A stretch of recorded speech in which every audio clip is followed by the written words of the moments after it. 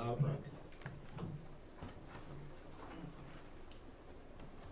problem. We'll call the meeting to order and open with the Pledge of Allegiance. The Pledge of Allegiance to the flag of the United States of America and to the republic for which it stands, one nation, under God, indivisible, with liberty and justice for all.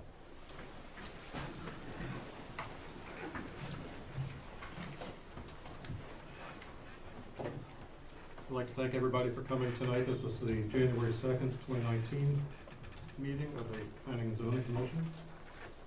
We do ask if you are addressing the commission during the meeting that you step forward and use the microphone up here and give your name and address before you start. Roll call, please. Rick Boggs. Here. Dustin Epperson. Here. Robert Begarow. Here. Darren McGowan. Here. Randall Ripley. Here. Ann Rogers. Here. Jerry Truex. Here. Okay, thank you. So on our old business list here, item A, ZON 18004 will remain tabled, correct? That's correct. And then item B, preliminary plan application ZON 17007. We will be hearing that tonight, so we first need to remove that from the table. I'll move that we remove application ZON 17007 from the table so we can discuss that. Second. Did I hear a second? Really? Oh, okay. Ms. Rogers. Yes. Darren McGowan. Yes. Mr. Epperson. Yes. Mr. Begarow. Yes. Mr. Truex. Yes. Mr. Ripley. Yes. Mr. Boggs. Yes. Motion passes. So now we'll open with that. Thank you, sir. Like you said, this is ZON 17007. This application was tabled in the December hearing. The applicant's MVR Inc.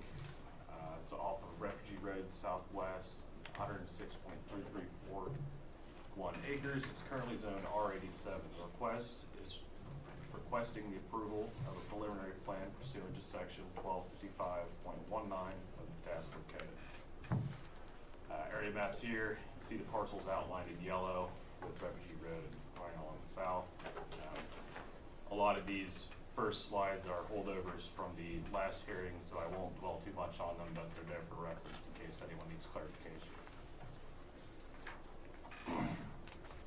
So just a quick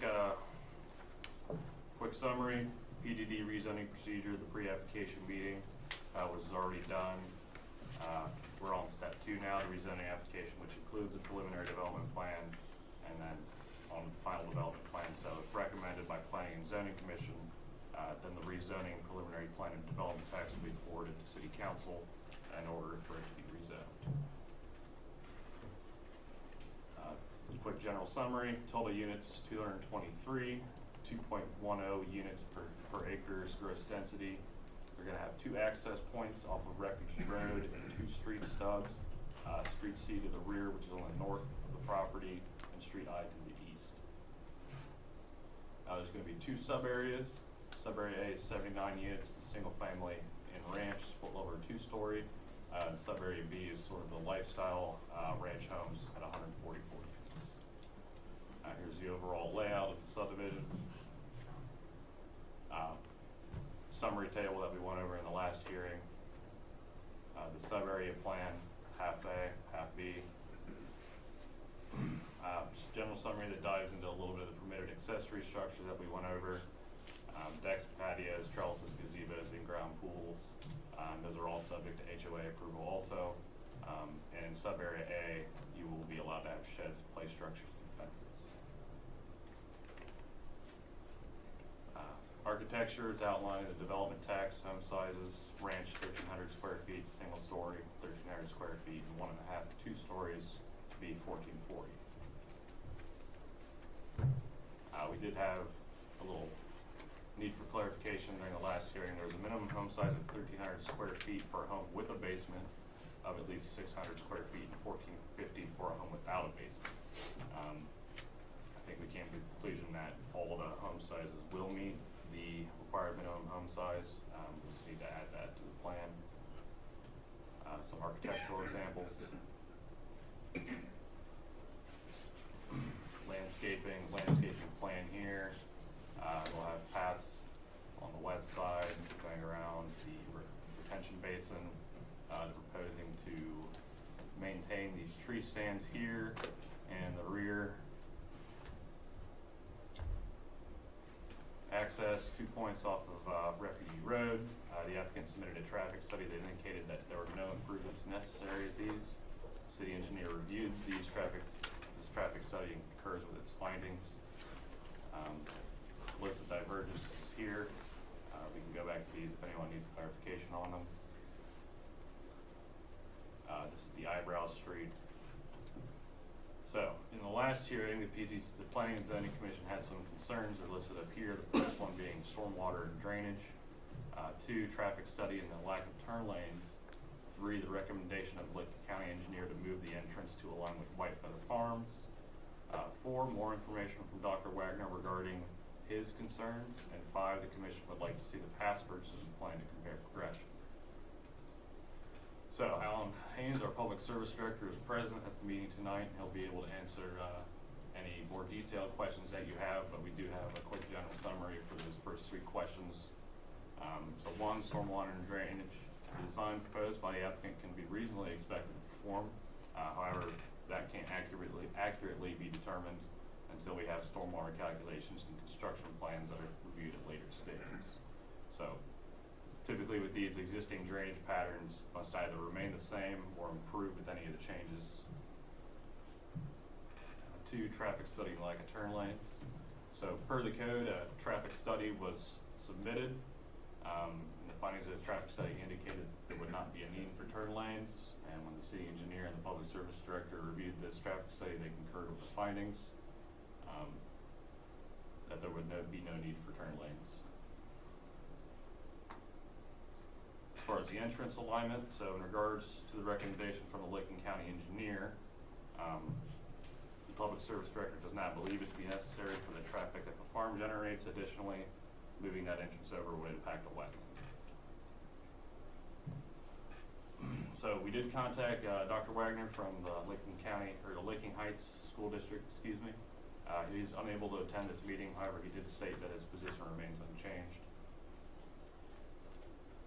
And we generated this table here, kind of showing the previous versions of the plan in relation to the one that's currently in front of you, but also relating back to what code requires. So we got August 2017, April 2018, August 2018, and the current plan and what code requires. Number of units, they started at 293, they're down to 223. Code requires a maximum of 231. Gross density, they started out at 2.76, they're down to 2.10. The code maximum is 2.178.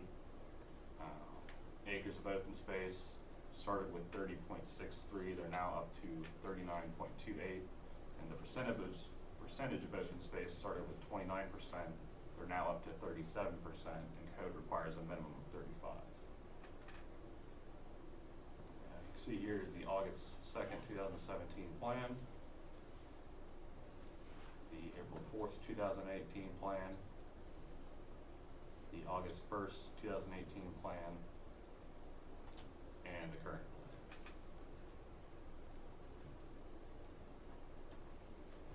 So as part of Planning and Zoning's review, we supplied some staff comments to the applicant. We've met to kind of hopefully address some of those. We've included these in the packet as attachment A. We've included a possible modification with that to the applicant to address these comments. As proposed, project density is 2.10 units per acre, section 1255.10. Plan shall have the same applicable gross density as prescribed by the original zoning district, which was R87, minimum of 2 acres per lot. The land is designated by the comprehensive plan as medium density residential, which is R20, at a density of 2.17 units per acre. And the proposed density meets those requirements.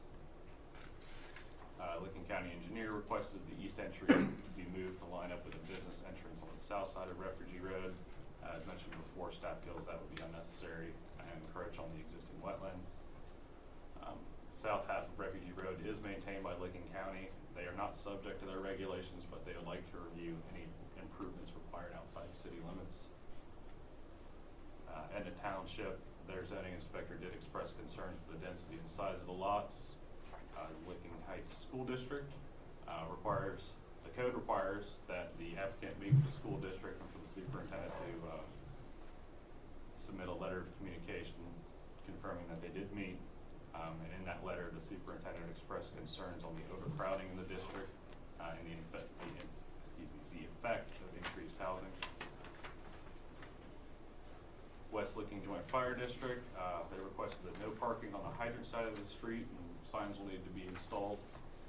Indicated that the cul-de-sac diameter required by their code is at least 96, whereas the proposed diameter is 90. So according to our code of section 1117.10, the required minimum diameter is 80 feet. So the city engineer and the public service department also came up with a list of comments, and those are also attached to your staff report there. We've included possible modifications for the applicant to address all those comments. And we did receive a letter Thursday from White Feather Farms. They supplied some photographs in a letter, which is on your dais. We did include a few photographs in the presentation, but we do have the full book here in case anyone would like to look through the photographs.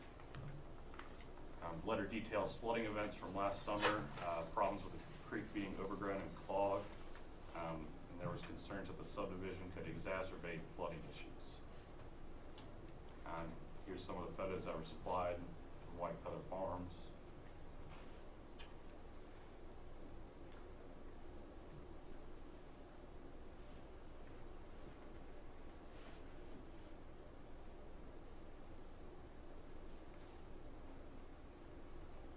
So surrounding characteristics to the north.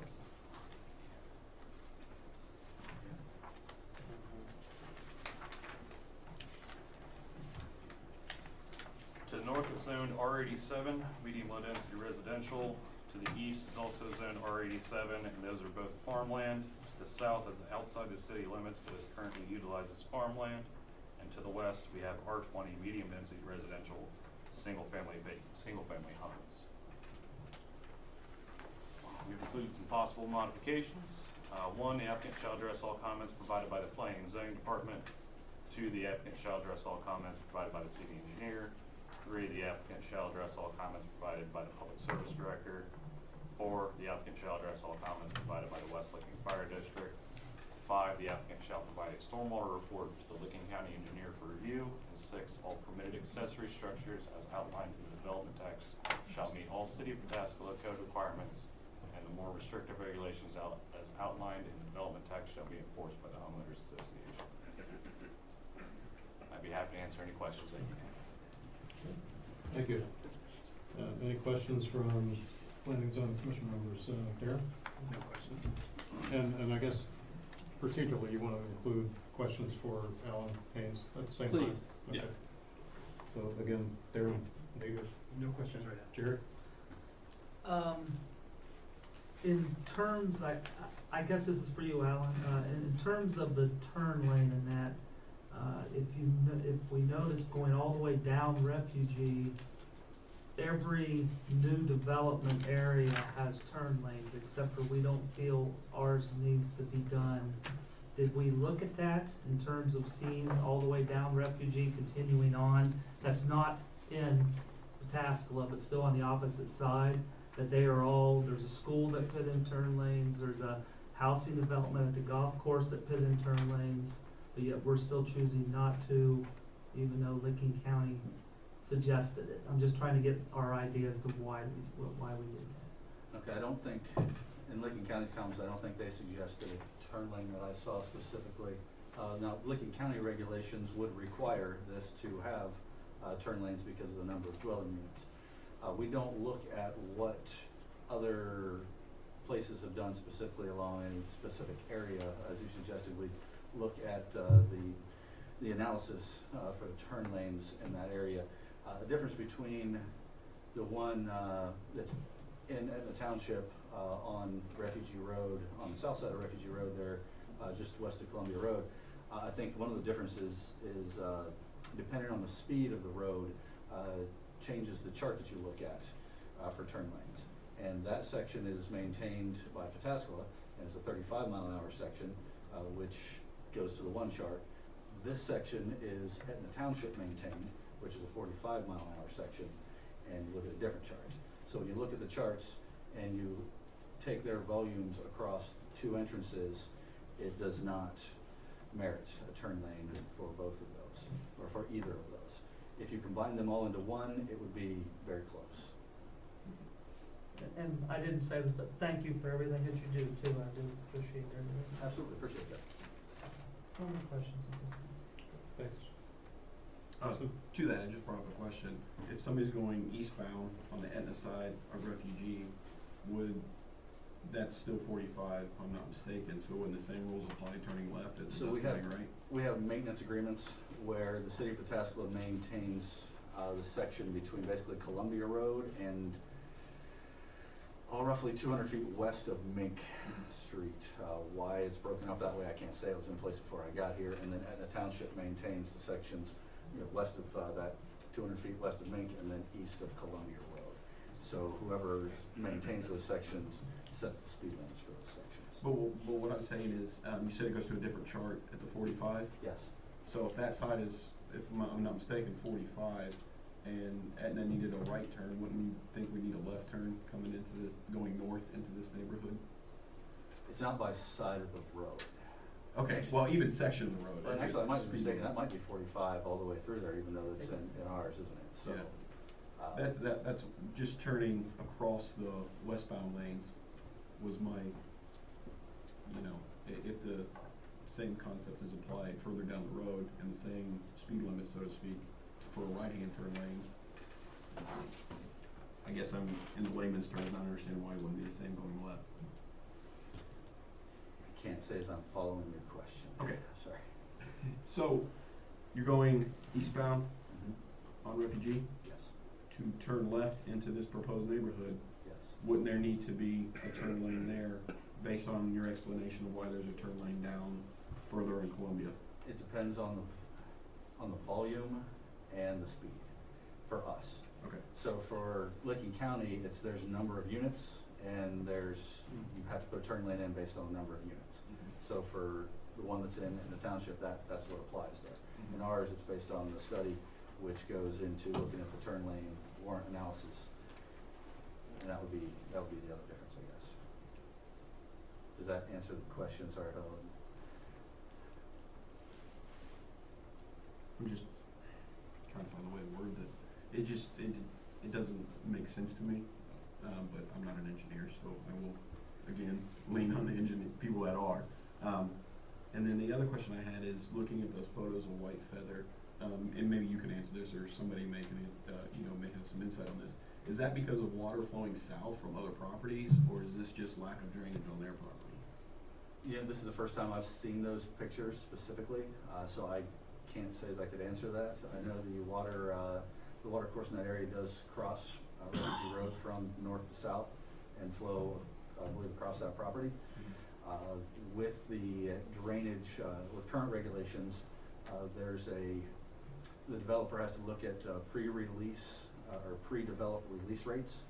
So they'll take that section of land, figure out what the release rate is, how fast the water gets off there currently based on the soil types and the vegetation, and determine that rate, and they cannot exceed that with their rates up to the 100-year storm. So the post-developed should not, in theory, exceed, so nothing should make it worse. They should make it the same or better in theory. And that's what we'll need the calculations to show and to prove. And we've mentioned that as a comment from the very beginning, that they may need to even retain to make sure that they're not exacerbating any problems. Thank you. Okay, thanks. I guess to clarify that, the difference between the city and the county bases turn lanes strictly on the number of dwelling units in the development, not speed or traffic volume, where we do the opposite. We do speed and traffic volume, not dwelling units. That's why there's a difference, and you might see what looks like a development may require, if it's based on dwelling units, it would be, but not based on speed and volume. At least that's my understanding. So. Rob, questions? Thanks. Rip? Yeah, my question question is really for Scott. I realize these things take a long time to play out, and, you know, I assume that the project will be back before us at least once, maybe a couple times. Because I think there are some problems we need to discuss, but we're not gonna settle them tonight. Drainage, obviously. Traffic remains a topic of interest. School capacity, although frankly, it's a little bit hard for me to discern what Dr. Wagner's position really is. Plus, and this is a matter of taste, I suppose, it does seem like an awfully intensive development with small lots, very small side setbacks, 5 feet, I think. I mean, it's a very crowded, which I think we need to talk about some more. So I just want to know roughly how many times can we expect to see the Hunters Crossing crowd here again? So following a recommendation from the Planning and Zoning Commission, whether it be approve with modifications, or disapproval, it moves on to council for consideration. Right. If council approves it, it's rezoned. If they disapprove it, it's not rezoned, and that's essentially end of the process without litigation. If it goes through and it's approved by council, the property is then rezoned. The next step would be they submit construction drawings, we look at the stormwater analysis, we get that squared away, and then they'll come back to Planning and Zoning Commission for their final plan. And at that point, they'll look at were any modifications placed upon the approval, were those addressed? With the construction drawings and stormwater analysis, did retention ponds resize, did lots move around, was there shifting after they looked into that? So we'll address it at that point. So final development plan would kind of be at the very end.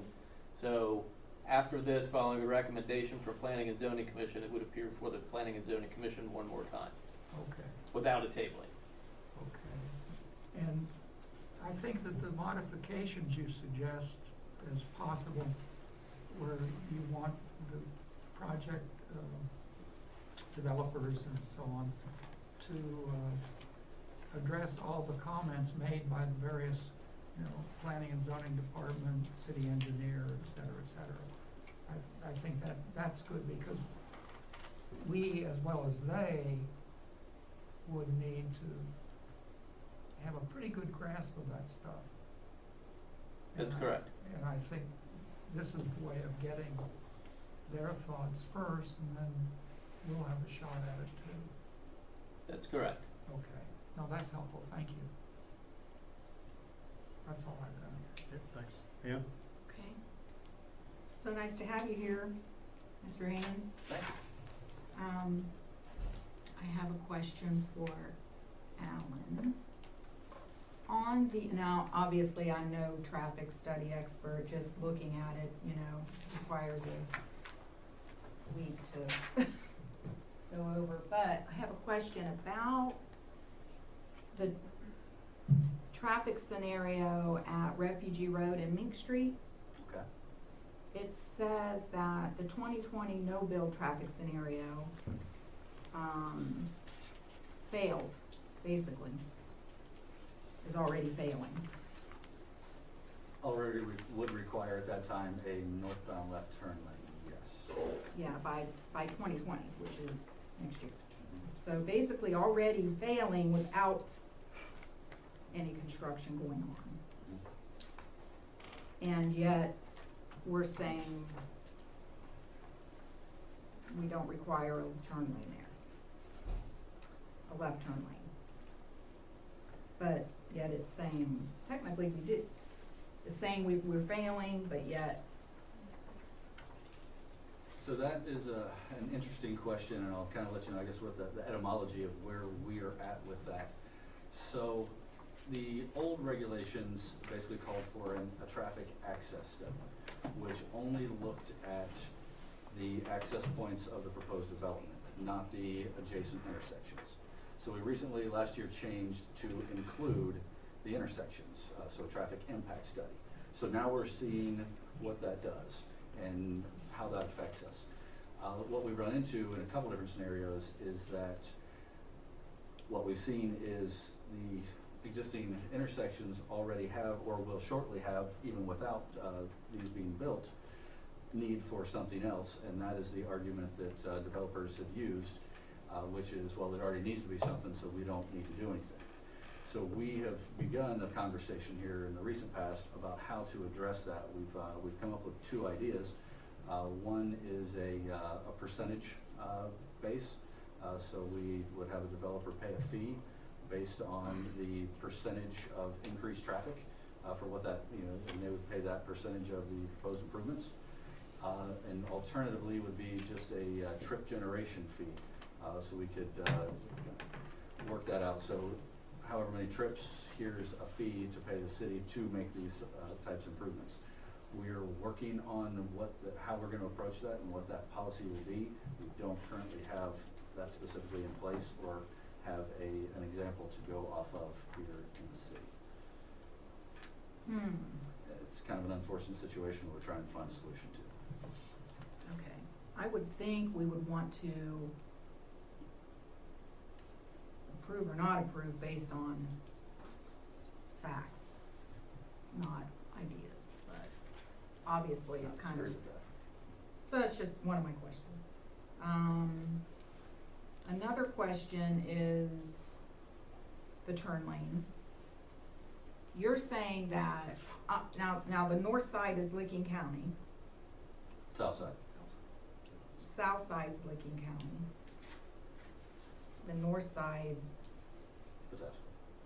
Pataskala, not Licking County requirement? Correct. Okay. So, according to, what classification is the road? I believe it's a Is it minor collector. It's a minor collector. I'm not 100% sure of that without looking, but I believe that's right. Okay. So, minor collectors, according to Licking County code, if it's a residential area, the lots, if there are 25 lots or units, the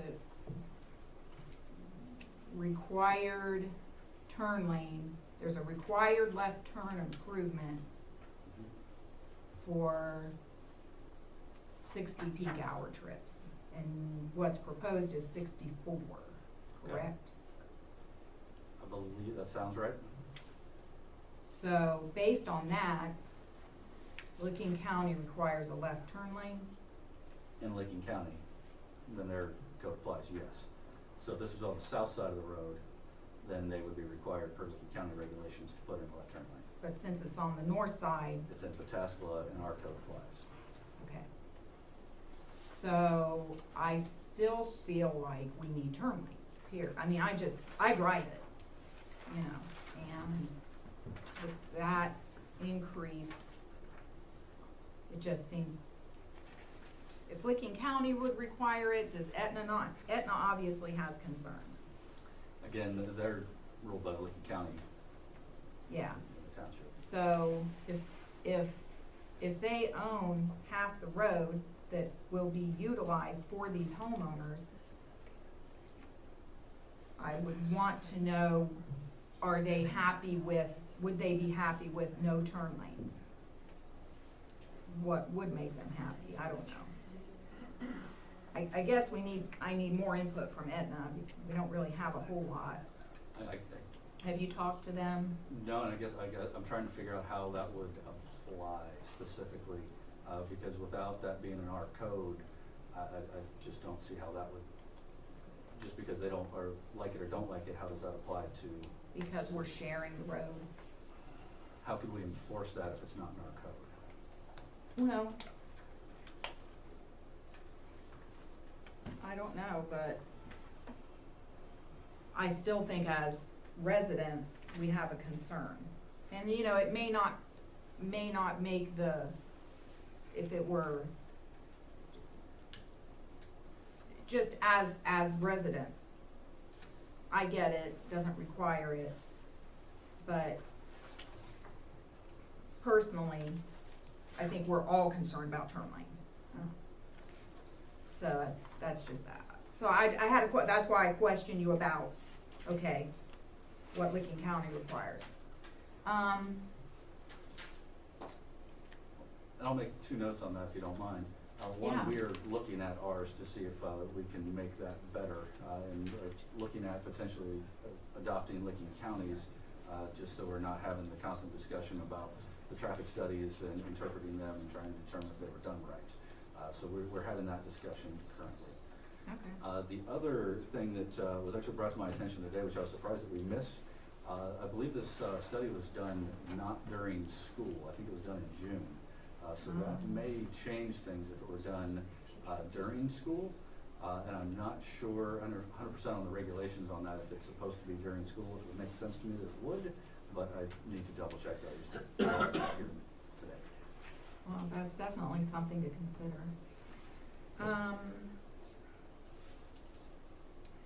Let's see.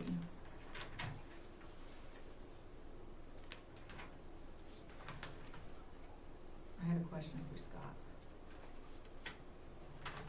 The comprehensive plan, my understanding is that it's going to be, the new one is gonna be going before council in April. We have a draft plan open house scheduled for January 17th from 6 to 8 p.m. in council chambers, where will be available for public comment. Based upon public comment, the steering committee and the consultants will go back and tweak anything that needs to be changed. Following that, it will go before council for adoption. So it's somewhat in a state of flux depending upon public comment. So if it comes back and says this looks great, then it could be in February. If public comment comes back and there's a multitude of changes that need to be made, it could be as late as April, but until we have that public feedback to see what the thoughts are, we don't really know. But it should be arguably probably the first quarter of the year or third of the year we should have it proceeding through the adoption process with council. Okay. Do you know, have you seen it? I have. Do you know if this area have they changed it? Have they decided it to be another? I think the recommendation would be for, to do some sort of conservation, subdivisions in the area. For example, we keep the existing zoning, for example, R87, which is, what I believe, 2 acre minimum. And then it would say if you have 2 acre minimum, your density has to remain at a 2 acre minimum.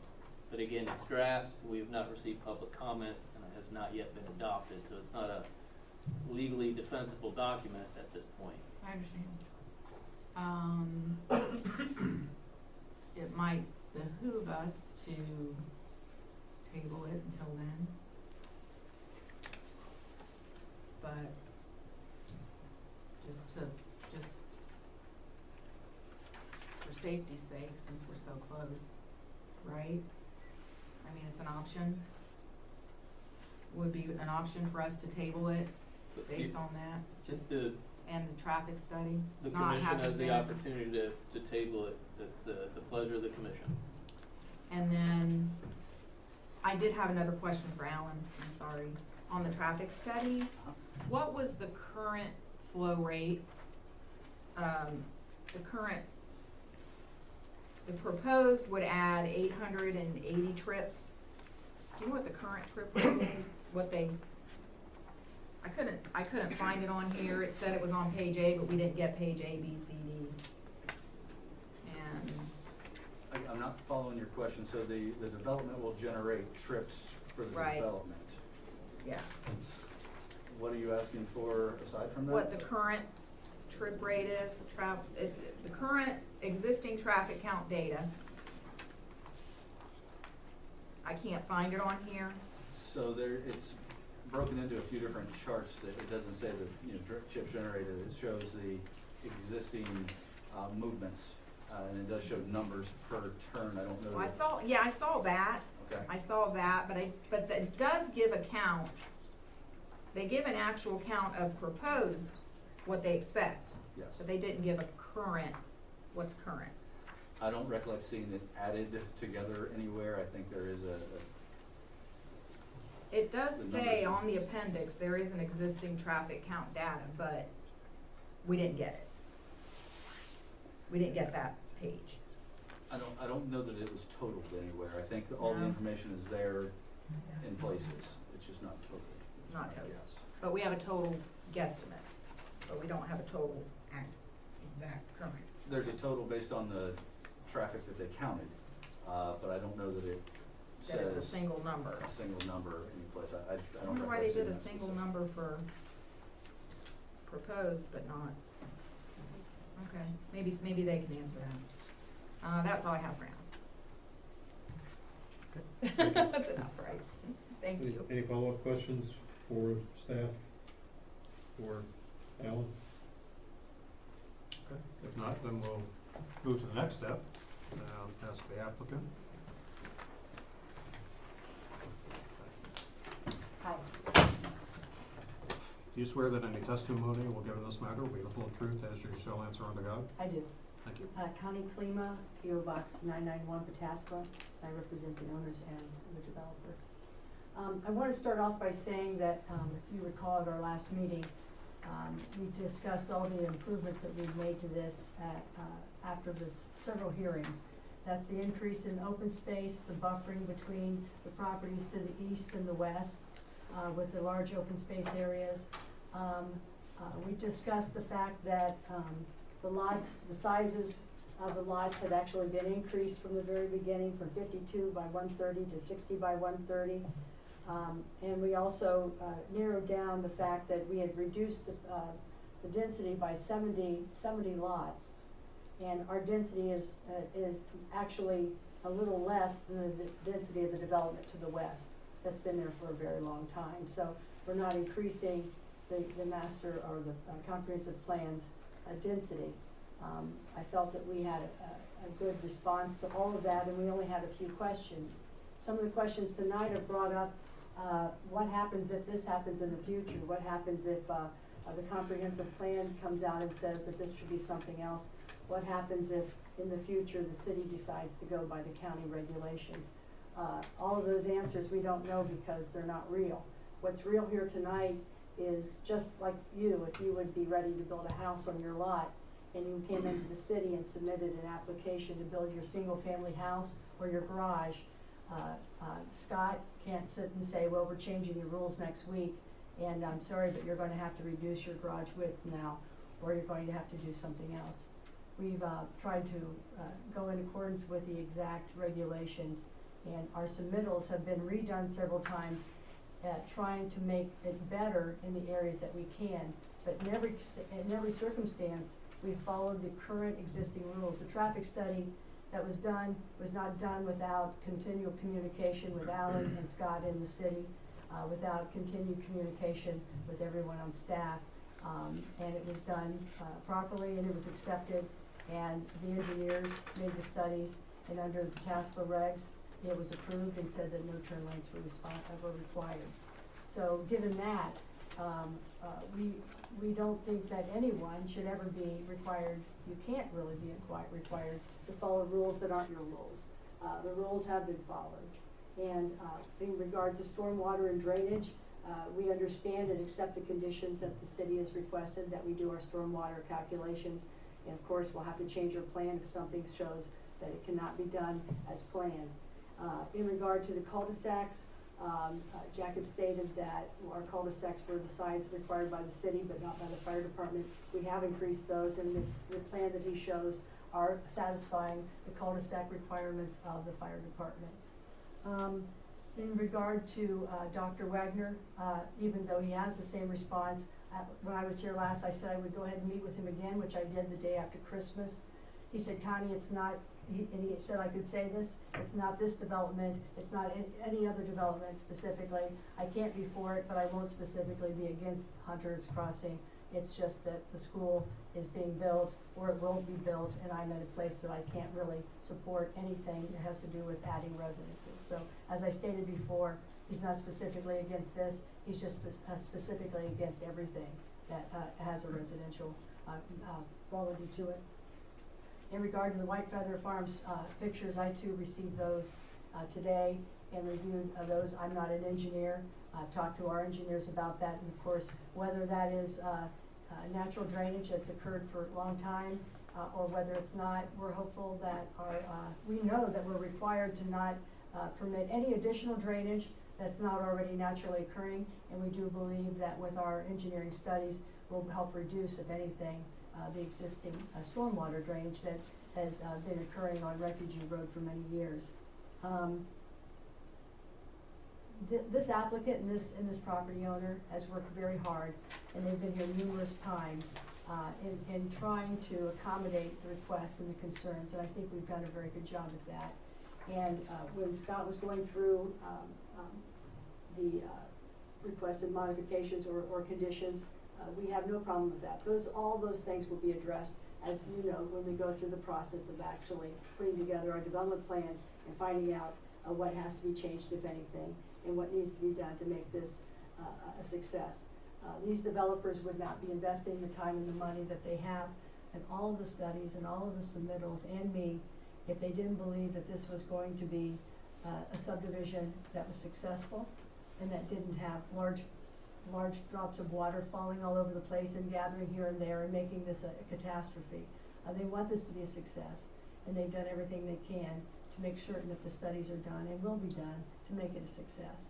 So I ask that you consider the fact that these improvements to the density, to the open spaces, to the accesses. Another thing to consider also is the fact that Alan even brought up, this subdivision does not have one access, it has two, which helps basically break up the location of where those cars enter and where they leave. It's much different than when you have a 223 subdivision with only one access.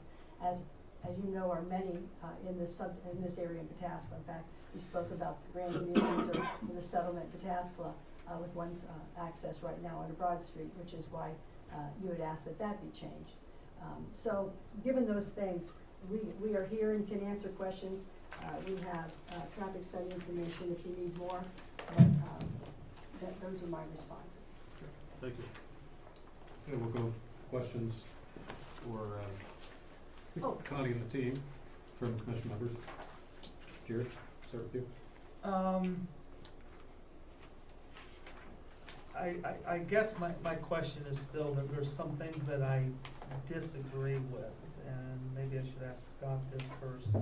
There's some things that I disagree with. There are things, but those are things that we can ask the builder to possibly try to correct. Or since our tables, as they are at this time, don't recommend things, are we able to try to get these things done or not? I.e. one, lining up driveways and along with existing fellow people, businesses across the street that are in a different county or at a different jurisdiction, and two, turn lanes. While I hear what you're saying, Connie, about the two entrances, what that means is that's two stoppages for people, and just like we're seeing on some other areas where traffic is building up, that just makes people more perturbed to go around and cause more possible injuries or things like that. Go ahead. As far as lining up, we are willing to line up with White Feather Farms if that is something that you want to require, although we don't think that we are required to do so. We will be willing to do that. Once again,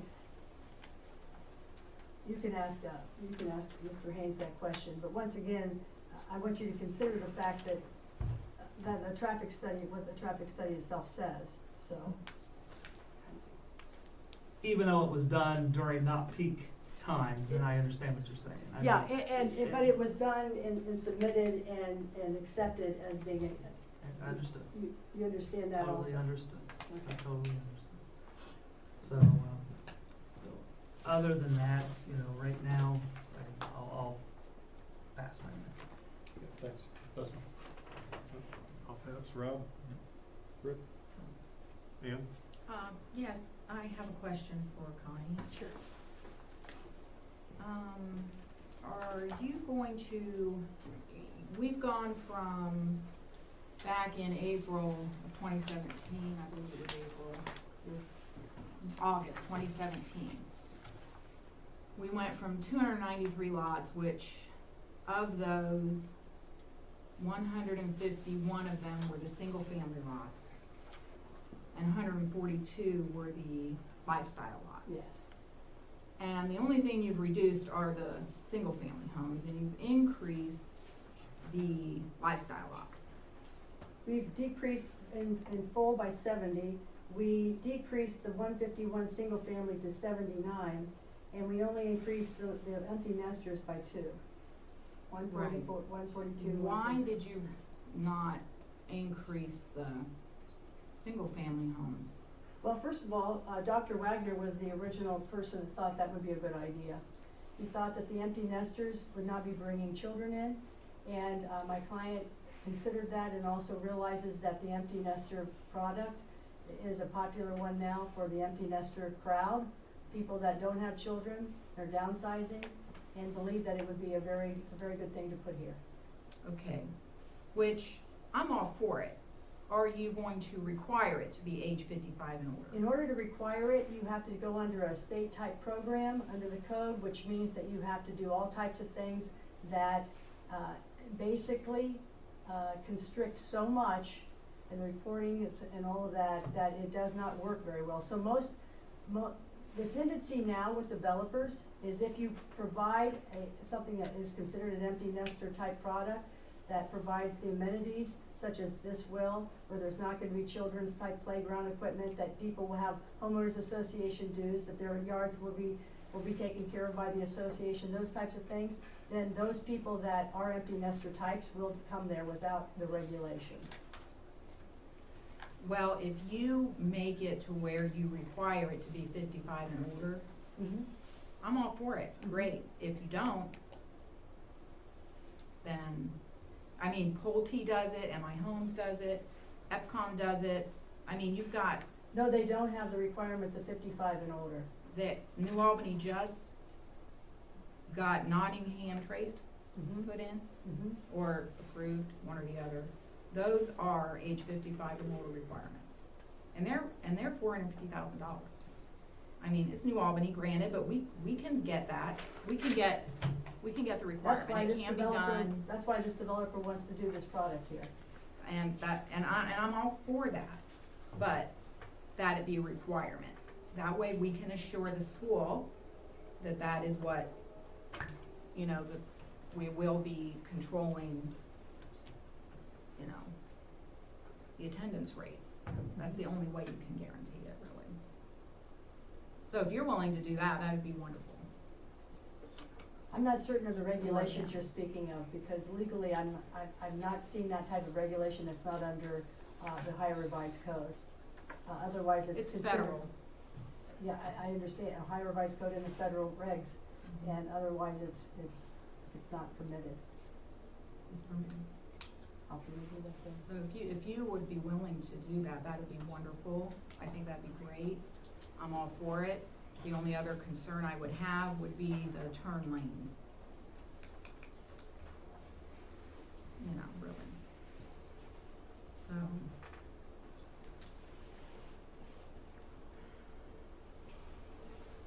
That's all I have for now. Okay, thank you. Sure. I need to swear you in before you. Yes. Do you swear that any testimony will give in this matter will be the whole truth, as you shall answer unto God? I do. Not sure if the microphone works, if I just speak right from the podium. But my name is Robert Matko. First of all, good evening, Chairman and Commission members. My name is Robert Matko. I work for CESO 13060, Old US 27 in DeWitt, Michigan. I did perform the traffic impact study, and I just felt it was needed that I come up and speak before you to specifically address some of the comments before you regarding the traffic, how the study was done, and hopefully just clarify. I know Commissioner Rogers had several good questions, and I just want to make sure that at least they're answered. And I've been conducting traffic studies for 30 years. I am a registered professional engineer and a professional traffic operations engineer. I'm also pre-qualified with ODOT for traffic impact study analysis as well. I probably have done well over 200 traffic impact studies. This traffic impact study here, a lot of the city's guidelines, many of them do follow a lot of ODOT procedures, specifically the turn lane charts that are used. Those are ODOT turn lane charts. But I'd like to, again, just briefly go through the traffic impact study. So whenever we do a traffic impact study, we sit down and we discuss with the city or the jurisdiction what needs to be in the analysis, what intersections need to be counted, when the count is going to be done, the time frames that the counts are done, the trip generation, how the trips are generated, the distribution, how the trips are distributed, and then of course what analysis software used. In this case, we used a version of highway capacity software through Synchro, which is the current model. So again, some of that, the reason I'm going through it is just to show the methodology that was used and how the study was done. It was done in a very methodical manner. So the counts were actually conducted, well, yes, they were conducted in June. They were conducted by MyoVision, which is a national, we sub the traffic counts out because they're video collected. That way, if someone doesn't believe a count or says, hey, this count there was an accident, you can actually go to the video file and see the actual count data of the cars that cross in front of you. So the count was actually collected by video, was downloaded, so it is dead on accurate. Now, once we get the existing traffic count, in order to adjust for, say, either seasonal factors or, in this case, a growth rate, we apply to Refugee Road. In this case, we applied a 4% per year growth rate, which is pretty significant. Typically, ODOT goes between 1% to 2%. So we did 4% per year, and we also looked at a 20-year scenario. Now, where you guys, the city differs from ODOT is ODOT, for an analysis like this, would only require a 10-year analysis or a 10-year build scenario. We actually looked at a 20-year build scenario. So again, once we have the existing traffic counts, we apply the growth factor, not only to Refugee, but also to Summit and also Mink. So growth rates were applied as well as Arbor Drive. We then do, we then generate our trips, and that is done according to the Institute of Transportation Engineers manual. It's a big manual, and it has trip rates for developments such as this. Now, for this development, we use single-family residential for the entire development, which again, very conservative, along with the growth rate we feel is conservative. So once you have the trips generated from the Institute of Transportation Trip Generation Manual, you then assign them to the roadway network, and they're assigned based on existing traffic patterns. That way, you have 50 vehicles coming from the south, 50 vehicles coming from the west, then you split your traffic up, equally that way. So once you assign your trips, and in this case there were 3 phases of the development that we looked at. So we assigned each phase through 3 different phases. We also then did a 20-year build scenario. So we grew that traffic 4% per year for 20 years. And then you actually conduct the analysis, run the software on it. And what we were able to find is the actual intersections. I heard Commissioner Rogers talked about a failing movement. It's actually still A or B level of service. And level of service is just like a letter grade in school, A being very good, F being very poor. So we're still looking at an A/B level of service. Now, where Commissioner Rogers might have indicated a failing movement was a turn lane would be warranted in that respect under the no-build scenario. Is it correct to make a developer pay for that turn lane when it's warranted today? Typically not. Not typically, but it's not done that way. It would be required under today's condition. So once you run the analysis, the capacity analysis, we did see that all the intersections operate movements A, B, C level of service. We didn't have any level of service that was a D, E, or F, which was good. Everything operated, very acceptable levels of service. So once we do that, we then take the volumes and we plot those on the ODOT charts. They have separate turn lane charts for left and right turn lanes. And it's very simple. You plot the advancing traffic versus the opposing traffic. And there, your left turn, there's a chart. So if you have 50 left turns and there's 100 total trips, your left turn percent would be 50%. So you look at that chart where it says 50%, plot your advancing traffic versus your opposing, and where that plot point falls is whether you require a turn lane or not. In all cases, for the site driveways, it was substantially below, not only for right turns, but left turns as well, of the ODOT charts. And again, they are 2-lane, high-speed charts. So I wanted to make that clear. So what we're saying here is, and I do hear some comments that, that the count was done during a June period. We also applied a very significant growth rate. We also applied a very significant trip generation rate. We also, if you look at the turn lane charts too, I can just go through the right turn lane chart right now. In order to even come close to warning a right turn lane, we would have to exceed about 400 vehicles advancing traffic on Refugee Road. We're around a little over 100 now. So you would need to increase that by, let's just say, over 3 times the traffic that's there now. So conducting a count or an additional count, or trying to table the study or not approve the study for that, I can tell you that the growth rate and all of the other rates that were assumed and the conservative nature of the study would not make a difference in that respect.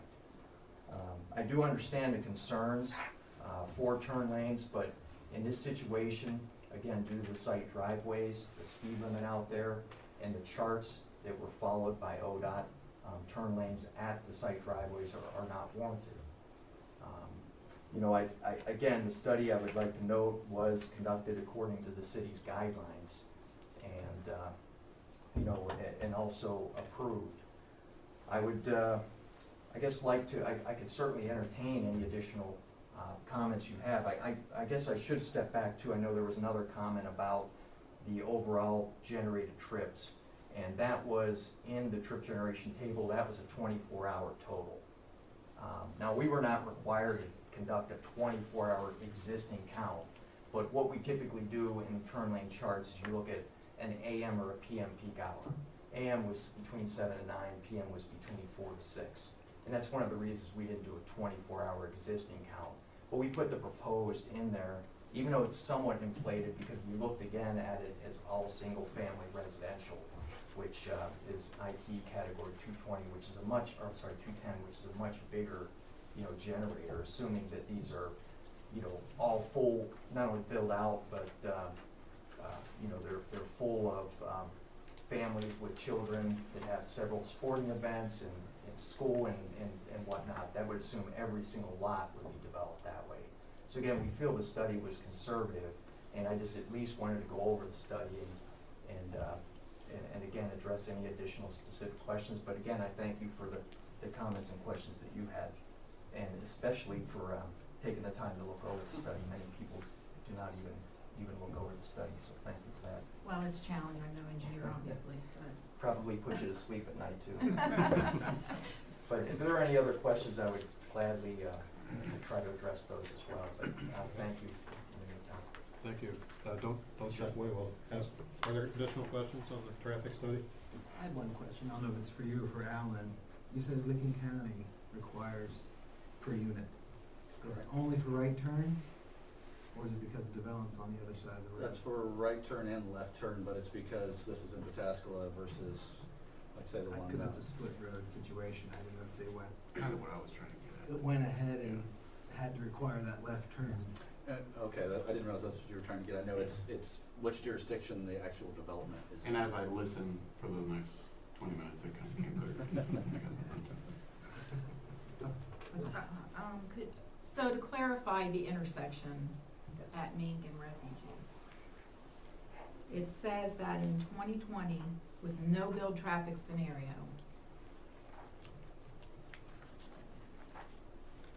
that it's gonna require a left turn lane in 2020. Under the no build, without our development, and Right. with the growth rate. It requires it already, According to the ODOT charts, yes. right, so it's failing already. I You said it's not failing. Again, I wouldn't use the word failing, because the level of service, which is what you would refer to, is, I can give you the exact level of service there, under the no build and build, because that's, more what you would wanna look at in terms of, if you had an F level service at the intersection, then you've got some issues, and, it would behoove the city to look at, or the county to look at installing a turn lane there now. But because of the level of service at the intersection, what it's currently operating at, or even in no build, what it's supposed to be operating at, is a level of service, again, I'm looking here, but I believe it's a B condition, I will find that here. Northbound left.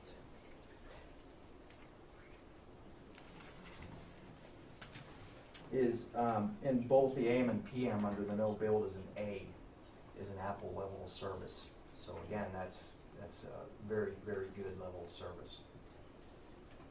In 2020, In 2020, no build. no. In the 2020 build, I can give you that level of service as well. That's with the first phase.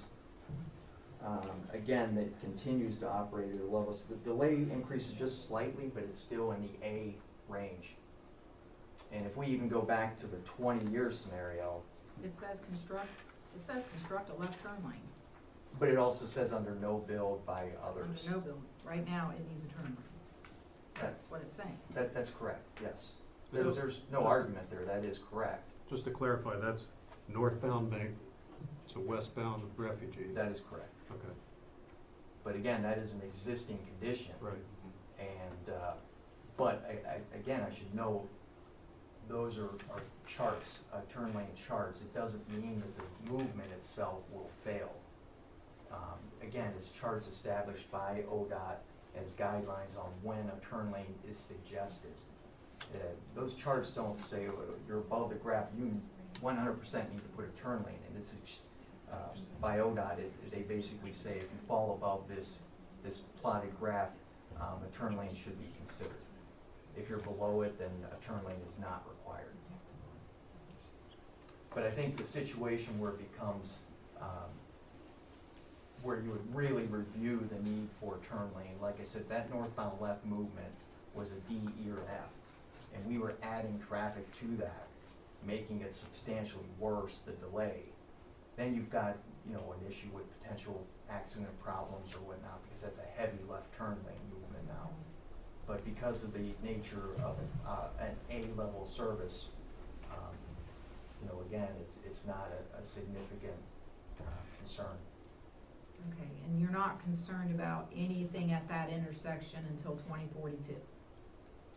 Yeah, 2042, again, if you're applying a 4% growth rate, a linear growth per year, you can only imagine what that'll do in It's looking at a gonna be- 20-year scenario. So Right. sure, you end up in a no build in 2042. I think you require also a southbound right, because the volume significantly increase at that point. That intersection right now has flashing red stop signs, right? Mink No, and they're just Refugee. standard stop signs. Flashing. You're clear down at the. I'm thinking of At the Parkway. at the Parkway. And then on the other side of that is the, Cumberland Trails. That's the one that they're adding 100 lots. And I found out that the reason they have those turn lanes in there is because that's what planning and zoning required at the time. So they made them put them in there. That was what generated that. There's a lot of school traffic over Yes. So, anyway, that's all. I thank you very much for your time. Rob, thank you for your comments. Thank you very much. Anything else? Well, That's all I have. I got a couple. Sorry. Okay, Sure. so I just wanna make sure on we did a one-time study on the 26th, which is right before the 4th of July week. So, again, do we take into consideration that we're doing it right before a holiday where people are taking, Typically, we would not conduct a count the week of 4th of July. Obviously, people take vacations, but this was done prior to that. just a week, I mean, it falls in the same week with the 4th, but anyway, and we did that on a Tuesday. Did we take into, we don't take into consideration shift differentials from the industrial park when we're doing that either, do we? So with the times that we set, we did it from, I got two different times there, so I'm trying to figure out, you did it between 7 and 9 and 4 and 6, right? Yeah, that's But correct. we didn't take into consideration what shift changes are happening at that industrial park, which is what's generating a lot of traffic. And that's a good question. However, in this study, the residential trip generation rate is based on a 7 to 9 AM and a 4 to 6 PM, which is your AM and PM peak hours of the adjacent street traffic, which is basically when most of the people would be going to work. I mean, there could have been potentially a requirement that we look at 6 AM to 7 PM, or I mean, the 6 AM to 7 AM, if that was a shift that was letting out.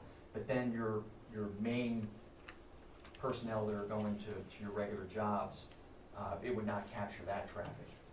So in other words, you try to look at the 7 to 9 AM, which is the trip generation, that's the peak.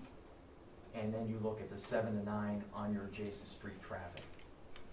So hopefully that makes sense. It does, it does. And again, thank you very much for coming, and this helps a lot because it helps us to ask questions. But again, there is a school, as we just talked about, there's a school traffic that travels that road because a lot of people in that school come from Columbus or out, and, or, you know, even the Licking Heights or Reynoldsburg or East Side, we get a lot of traffic coming into that school. And how the 4% growth rate came up is there was an older ADT count a few years, 3 or 4 years ago. And that hour was, or those hours were compared with the current count. And the growth rates were looked at from some of those counts as well as discussions with the city staff. And again, I'd just like to, again, reiterate that the 4% growth rate is a large growth rate. Typically, those are between 1 to 2% per year.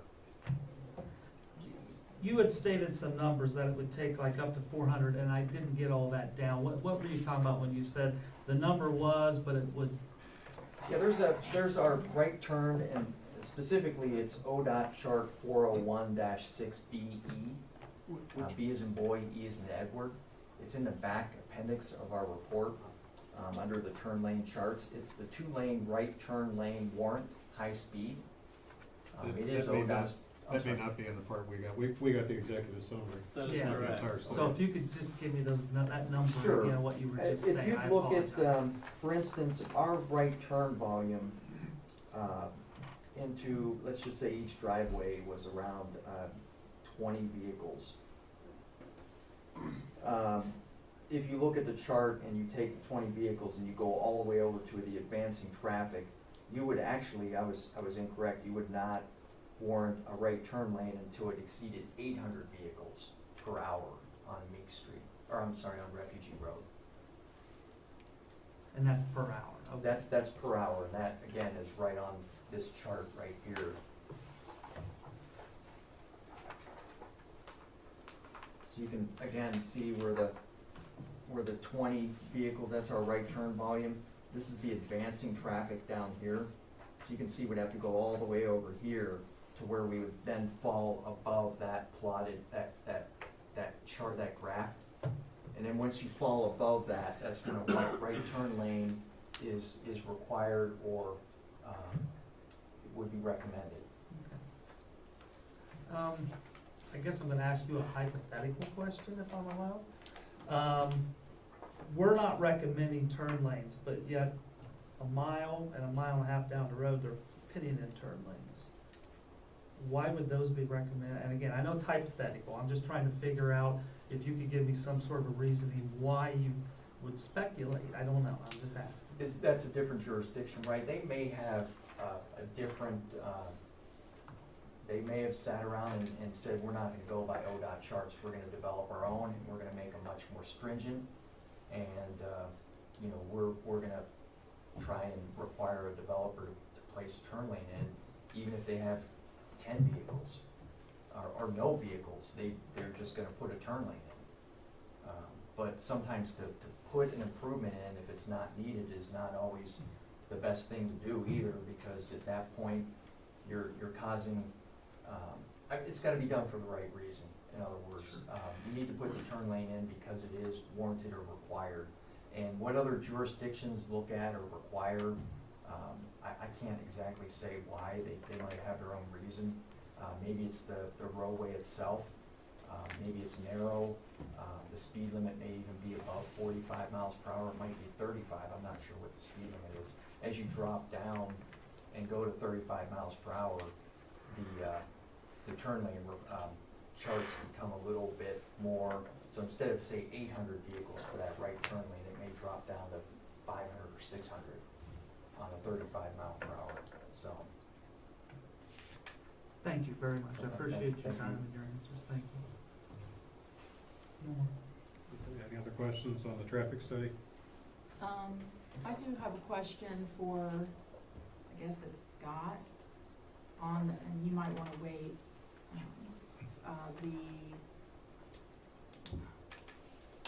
well, when Alan was talking about the fee, what did you call that fee for her?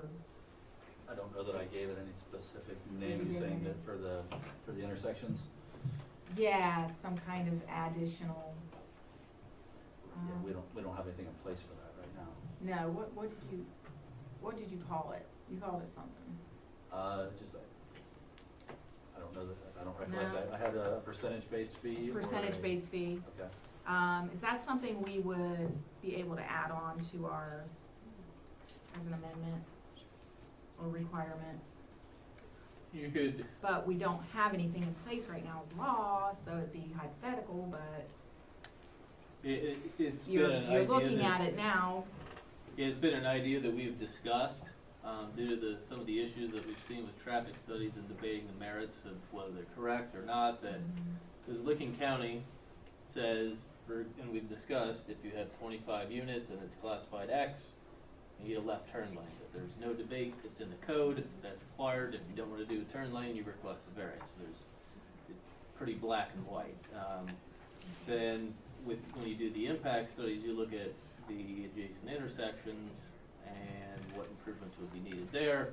If it's going, if we're losing a letter grade, then maybe there's a percentage of the cost to bring it back up to where it was prior to the development going in. We talked about, is there a way to make that as cut and dry as a turn lane? But this is just kind of discussions at this Okay. point. We don't have any data to back that up or any way to define what one trip costs and then an associated fee to do. So it's just Okay. pretty much kind of a discussion now. And I understand we have to go with what code is right now, I get that. But if that intersection at Mink, turning left onto Refugee, that area there, I believe it's 55, it's 50 or 55, and then it turns into a 35 when you're headed north. I believe that's correct. So you're going pretty fast and you're a sitting duck because no one goes 55, 50. Well, they do, but you know what I mean. And so I'm just really concerned. That's a lot of additional traffic in that area and buses, school buses with no turn lane. I'm just really, really concerned about that. And I may think I mean, this is one traffic study. Sure. We don't have any other traffic studies to compare. So, that's all I have. It's just,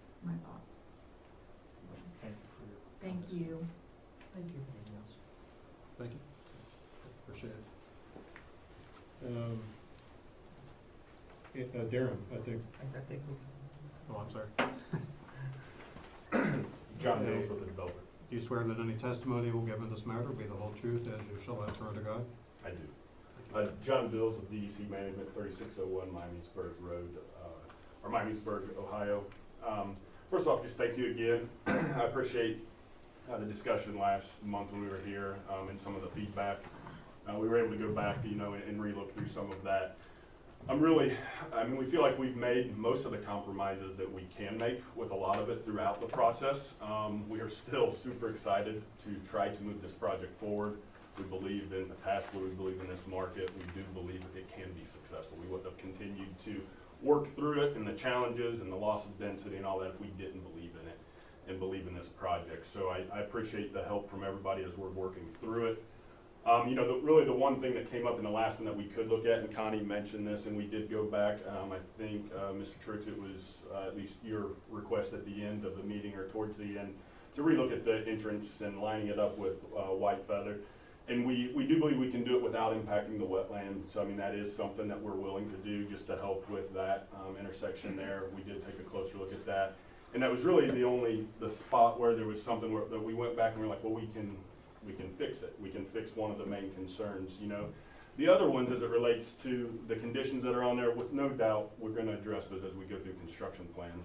It's not that we don't want to address them right now, that's just the process that's laid out before us by the city regulations of when we get to process or handle those concerns. And we will adequately cover those as we work through them with Alan and Scott and the rest of the staff, and then we come back before you. So I'm confident we can meet all of those conditions. The other two concerns, obviously traffic. Robert, I thank him for coming up and sharing just more of the data. He obviously understands it in far more detail than I do and can help kind of relay that. As it relates to it, all we can do is try to follow the rules that you put in place.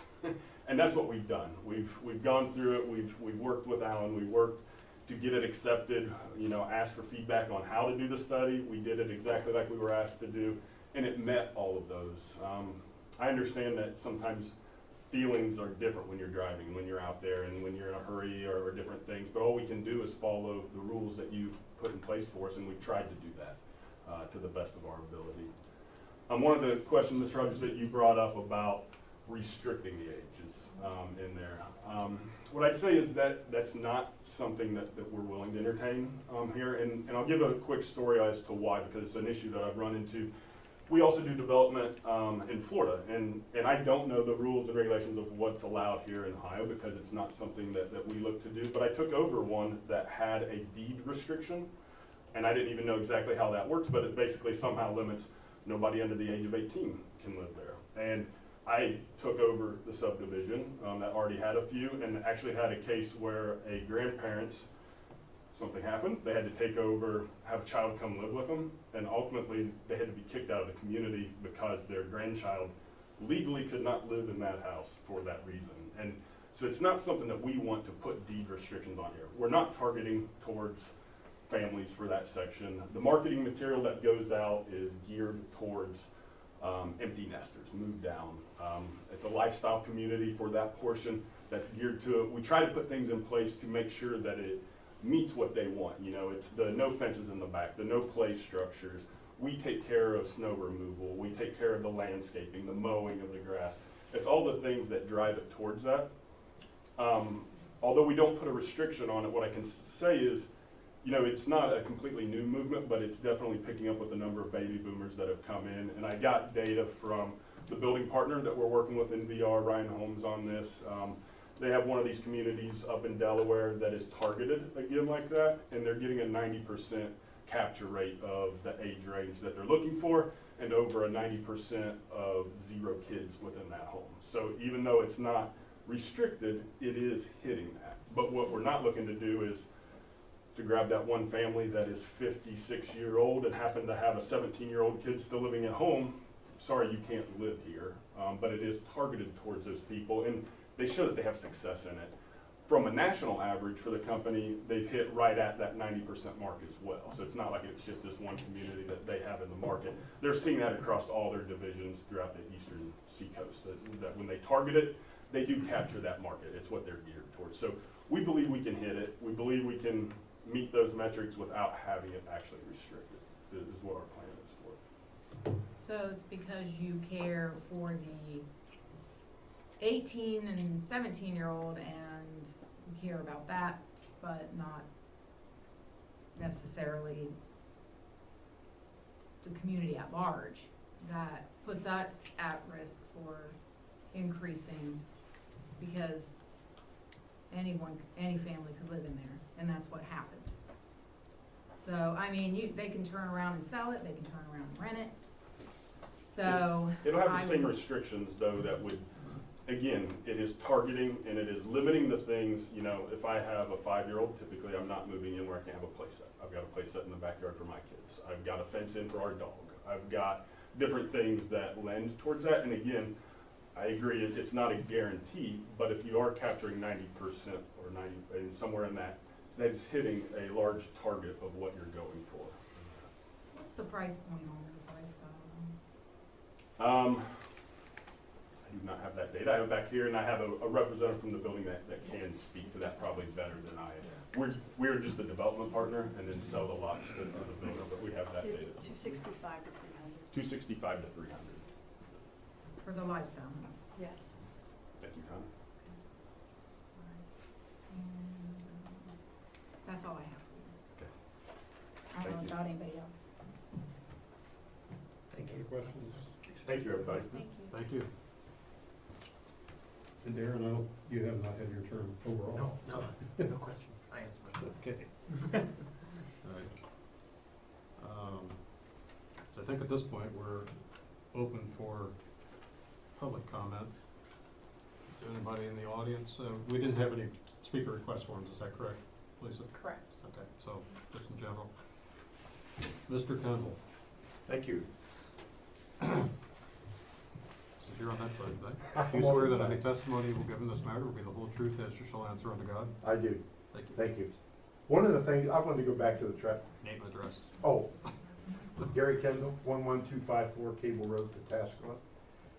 I wanted to go back to the traffic study, and I think there are a number of things, albeit probably more detail than a lot of people would want to know, but I think Ann's homework was superb, and with a little more information and understanding what's done on the traffic study, you might have some plus or minus concepts of how that's done. I think Robert did a very good discussion on it, but one of the questions I'd have directed to you, Robert, in your methodology for doing the count, you use a software. In the software doing the count, or is it interpreted by the human operator? The counts are actually video collected. Yes, I understand. Who's, the software's interpreting the video? That is correct. Okay, how does that fare percentage of correctness versus an actual count? Oh, it's much more accurate. It's You know, percentage wise, within 10% point- error plus or minus? It's within 0.1% of an actual, like, what's actually out there. Okay, It's- now the other question would be, when you're positioning your recording instruments, how do you select the points on an intersection?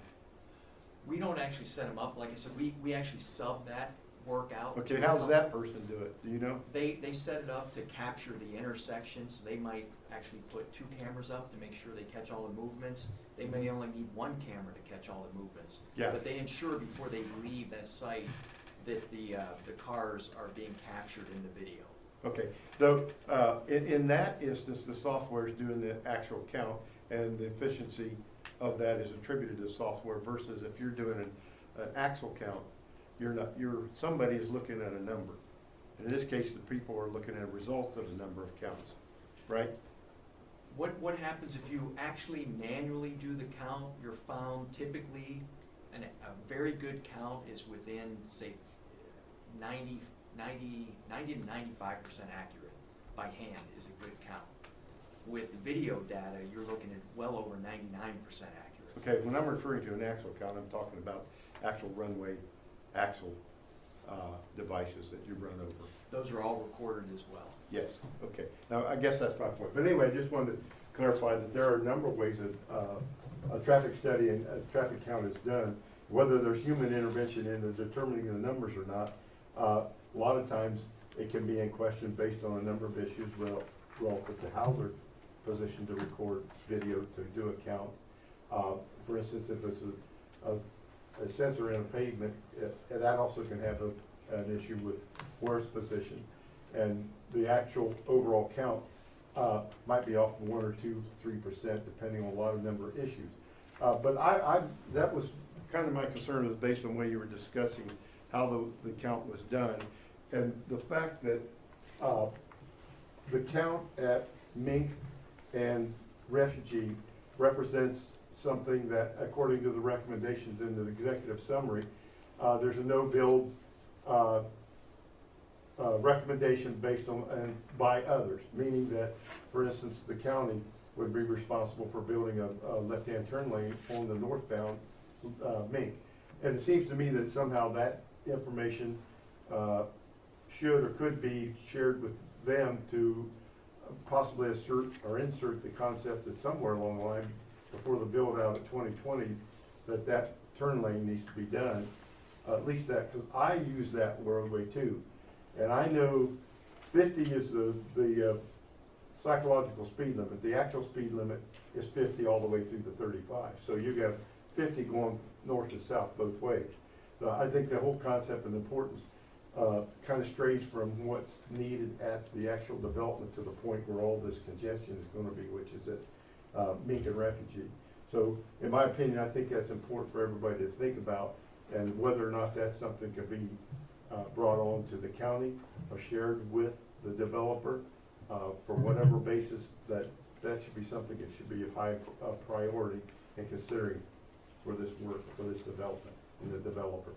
And again, I appreciate the fact you guys really got into this traffic issue, because I think that's important. I know from experience of my own that there can be concepts of that effort that can be confusing and very difficult to understand how they're done and how the analysis carried out. And things, since I've been involved in it, have improved considerably over the years. So thank you very much. That was one point I just wanted to make, that I think it's very important to consider for that intersection at Mink and Refugee. Thank you.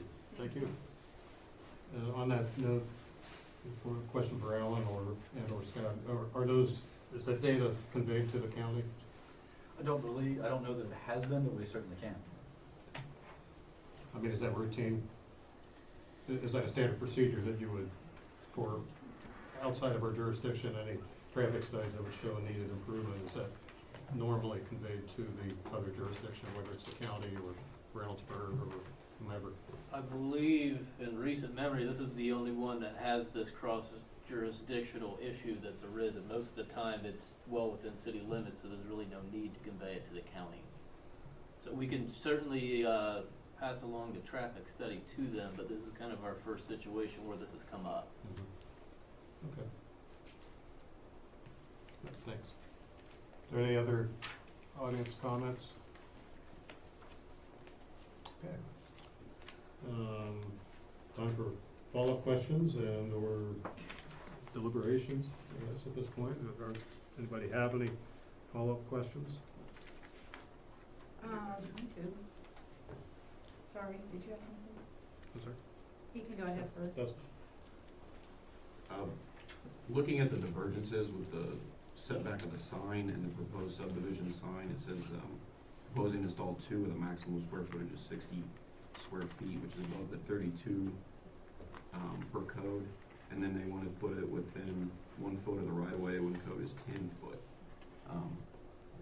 Bigger sign closer to the road, and that just seems like turning signal, or turning, line of Side sight triangle? issues. Yeah, so was there any comments or concerns on that from the city? And we looked at that when that came through.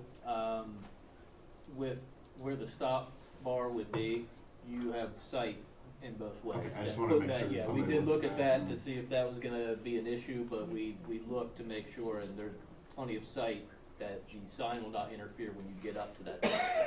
On both locations? Yes.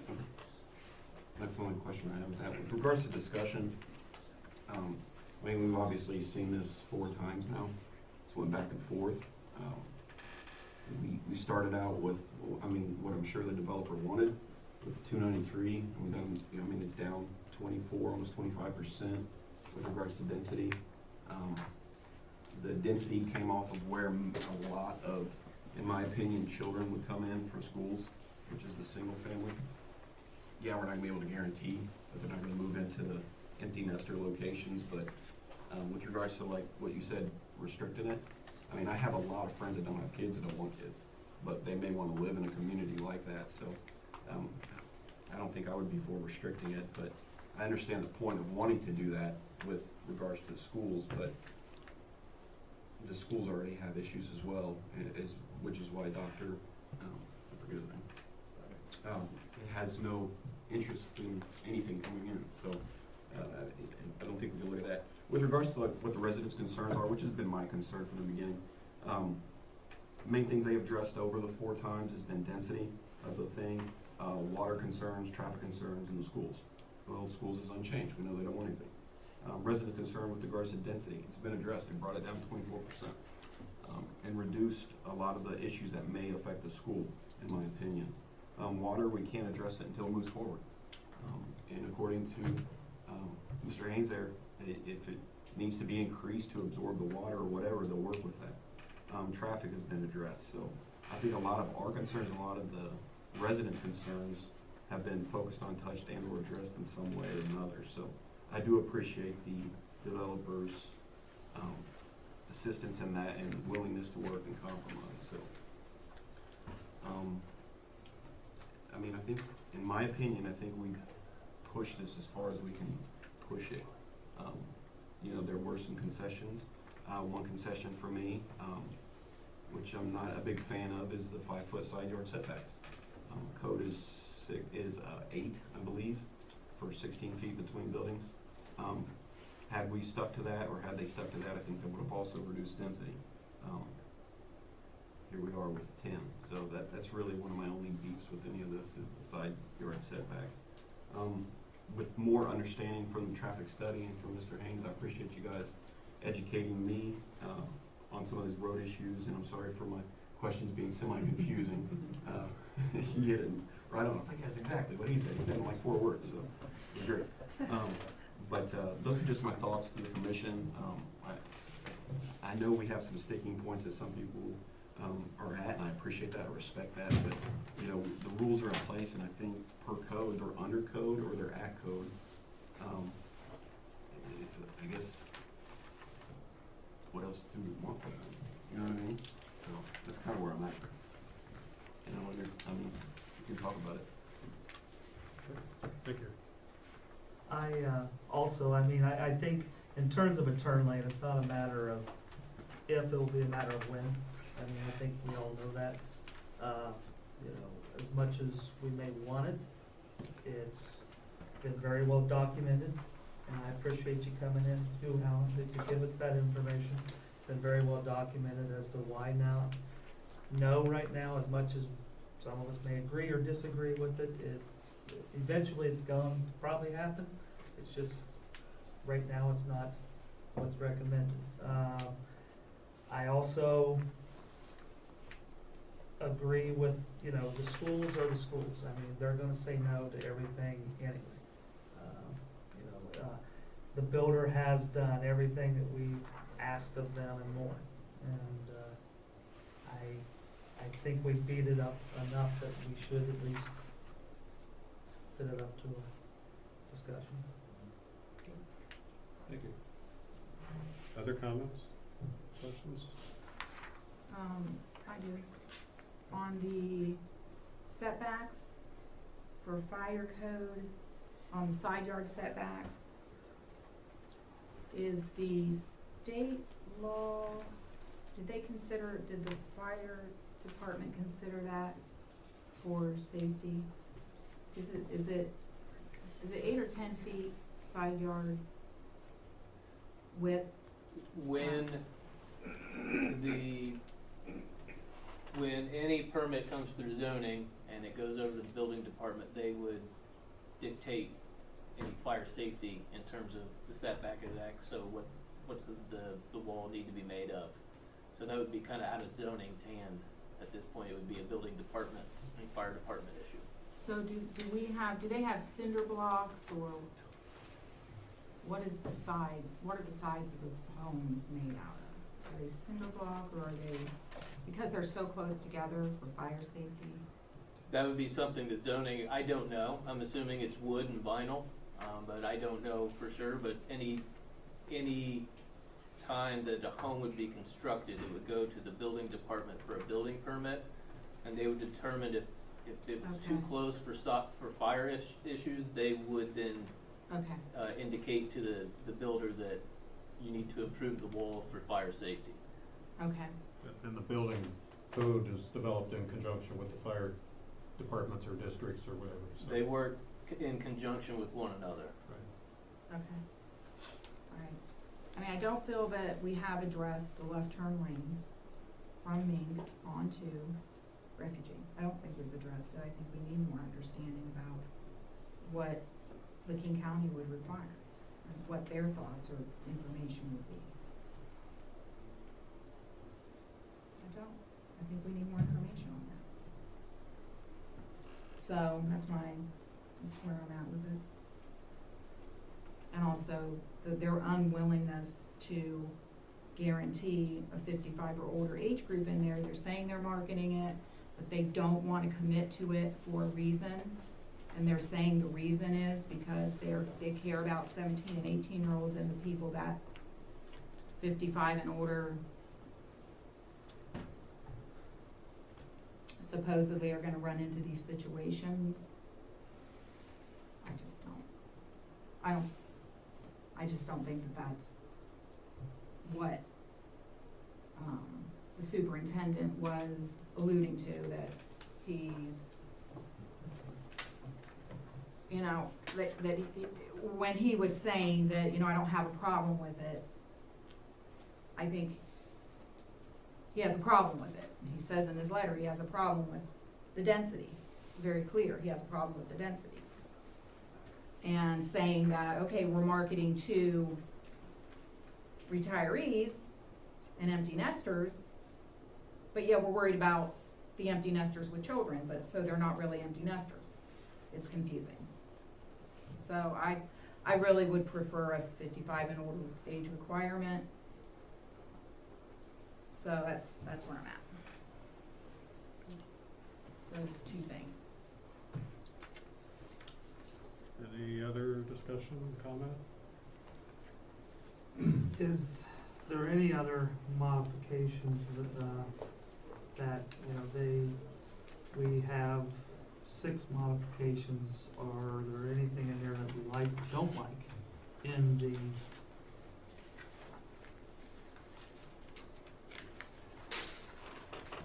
I think the 6 that are there are good, my opinion. And procedurally, I don't know, this might be something I ask about conveying traffic information to the county in this case, and then we may want to put that in as a modification. Put that in It's as more a of a procedure affecting us, not so much the applicant, but. If you'd like to do it, you can. I will be more than happy to provide it. Yeah, I mean, you probably would anyway, Yes. since we've discussed it, but Yes. yeah, this makes it formal, so. Yeah, if you'd like to do that. I would suggest adding that. they also talked about lining up with White Feather. Does that need to be put in there also as a modification? Is that something that we're comfortable with as a group, that's in there? To require it or to look at, because I don't know, is the planning department or the engineering or public service department, have you had a chance to look at that? What they've said, they have thought of a way that it would be possible without impacting the wetlands. Have you had a chance to look at that? We have not seen any plans that would indicate that, So that's, but you know, rather than making it a requirement, Leave it off. well, you can Or- include it, but to make it consulting with the city. Consulting, okay. To determine if that's feasible and desirable.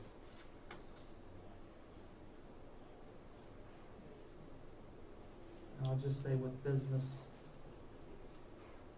south of.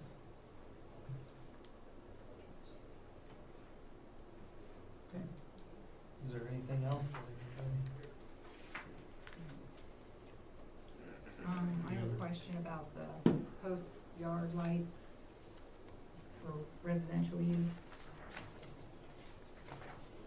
They're proposing to exchange the required lamp posts in the front yards for street lights.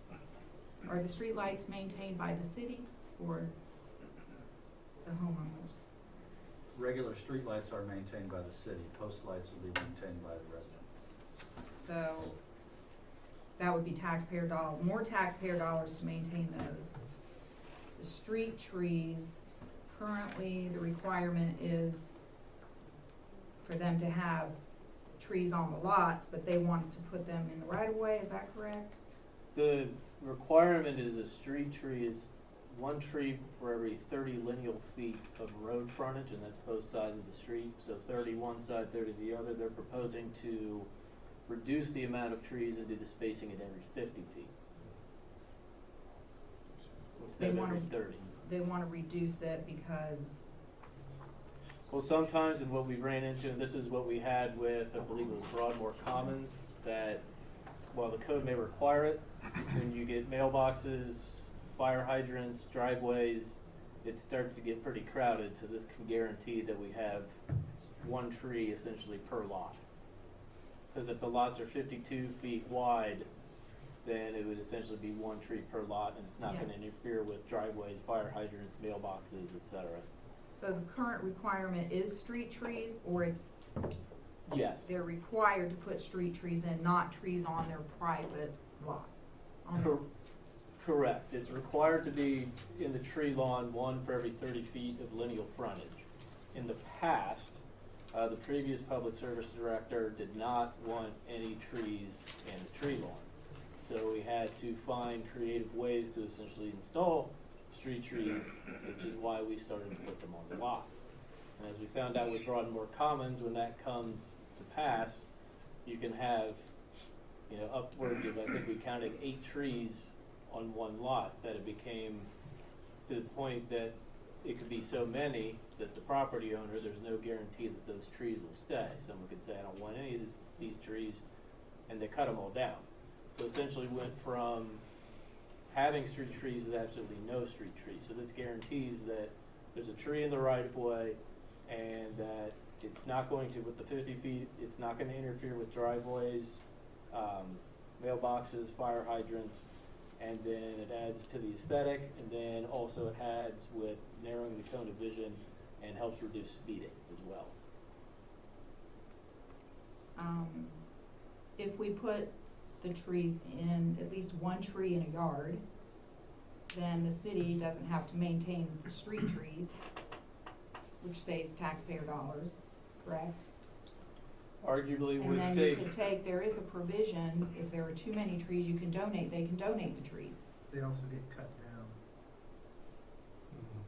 our concern was that if they were to be on private lots and we substituted street trees for on lot trees, a homeowner could say, I don't want this, and then it goes away. And then there's no guarantee that any tree remains. And our other concern would be if we require that a tree be on someone's lot and they can't cut it down, then we're somewhat impacting the homeowner who just purchased their home, and now they're stuck with, they have an elm tree in their front yard that they absolutely despise. So we didn't want to add additional regulations that weren't warranted, and that's why it's easier to put it within the tree lawn that has the aesthetic value, and narrows that cone of vision to assist with speeding, and then with the divergence to increase the spacing up to 50 feet, we guarantee it doesn't interfere with driveways and mailboxes and fire hydrants, et cetera. Except we're putting more of a burden on the taxpayers with all these street trees. Well, the street trees are required by code. In the tree lawn, they're required by code. So their divergence would have to be to move the street tree from the tree lawn onto the lot, but then that kind of puts us in the situation where the homeowner could cut it down, but then on the other end, we say you can't, then we're adding, unduly regulating a homeowner by saying this tree has to stay in perpetuity unless it's dead, diseased, or dying, but then say, well, now you have to replace it. So it was not our intent to add additional regulation onto private property. Okay, I can understand that. But as far as the lamp posts, I don't see the need to burden the taxpayer with street lamps when they can be put on private property and be their responsibility. The street, in the code, it requires on-lot lampposts in addition to streetlights. Previously, I think in lieu of doing streetlights, they required the on-lot lamppost that had to remain on at all times or have a photovoltaic cell. So that way those essentially acted as the streetlights. So they're willing to install the streetlights pursuant to the code, but not do the front lamppost. I'm sure many of the homes will have, lights on the front porch or next to the garage, but there's no required front lamppost, which in the past had essentially acted like streetlights for the neighborhood. All right.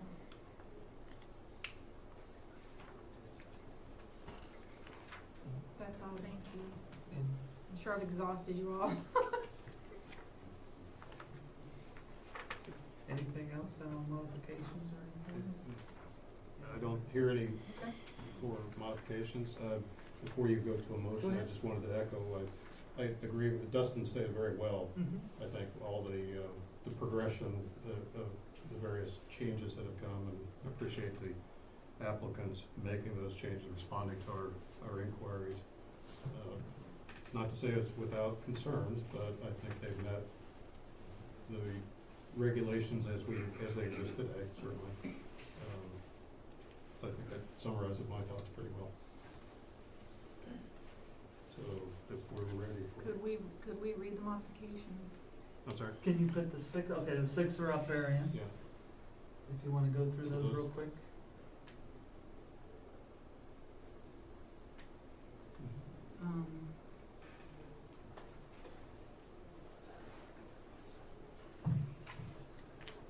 And if you're ready, number 7 was conveying a traffic study to Licking County. And number 8 was consulting with the city and zoning to line up with the businesses directly south of the entrance. That sounds good, okay. I'll make a motion that we approve application ZON-17-07-007 and pursuant to section 1255.13 of the Pataskla Code with the following six modifications that are listed, including number 7, conveying traffic study to Licking County, and number 8, consulting with the city and zoning to line up with the businesses south entrance. Thank you. So we have a motion to recommend to council that they approve this application with those 8 modifications. Do we have a second? I'll second. Thank you. Dustin? Any discussion on the motion to recommend approval? Roll call vote? Mr. Ripley, Yes. Ms. Rogers, No. Mr. Bigelow, Yes. Mr. McGowan, Yes. Mr. Truax, Yes? Mr. Boggs, Yes. Mr. Epperson. Yes. That motion passes. This will go on council's calendar, I would guess probably the 2nd February Yes. meeting, which is February 18th, I believe, for their public hearing. Thank you. Appreciate it. We'll pause for a couple of minutes here, and let's take a 5-minute recess.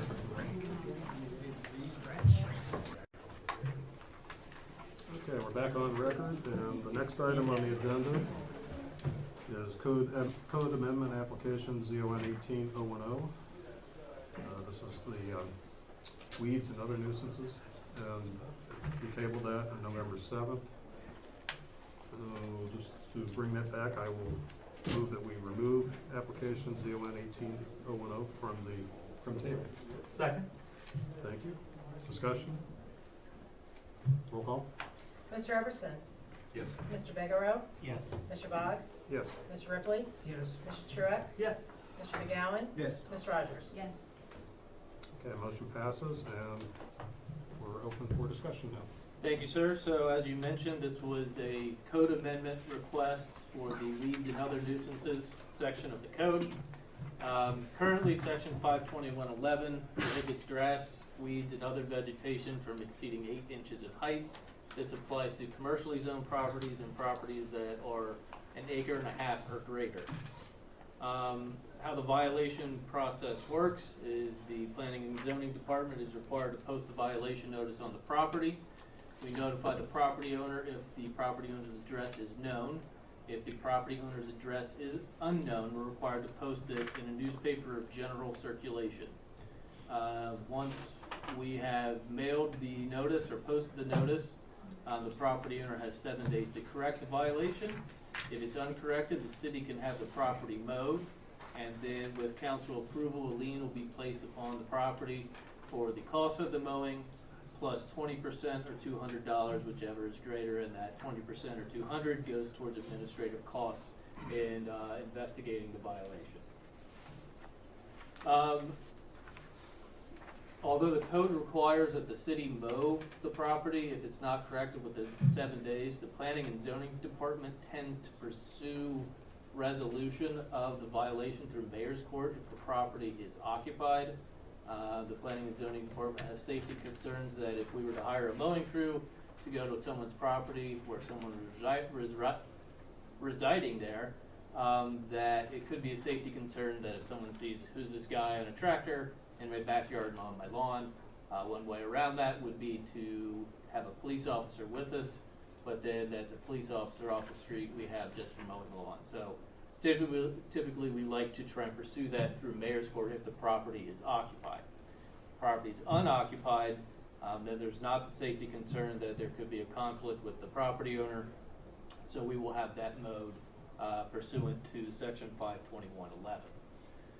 So at the November 7th hearing, we talked about the proposal. So we have existing, as I mentioned, is all commercially zoned properties and all properties that are 1.5 acres or greater in size. At that time, the proposal was to add all industrially zoned properties, all properties zoned planned development district, all properties zoned multifamily residential, all properties zoned manufactured home residential, and all properties located within a platted subdivision.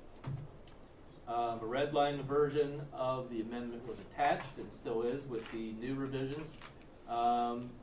The original code amendment request did appear before the Development Committee on September 17th. They recommend that it begin to process through the code amendment process.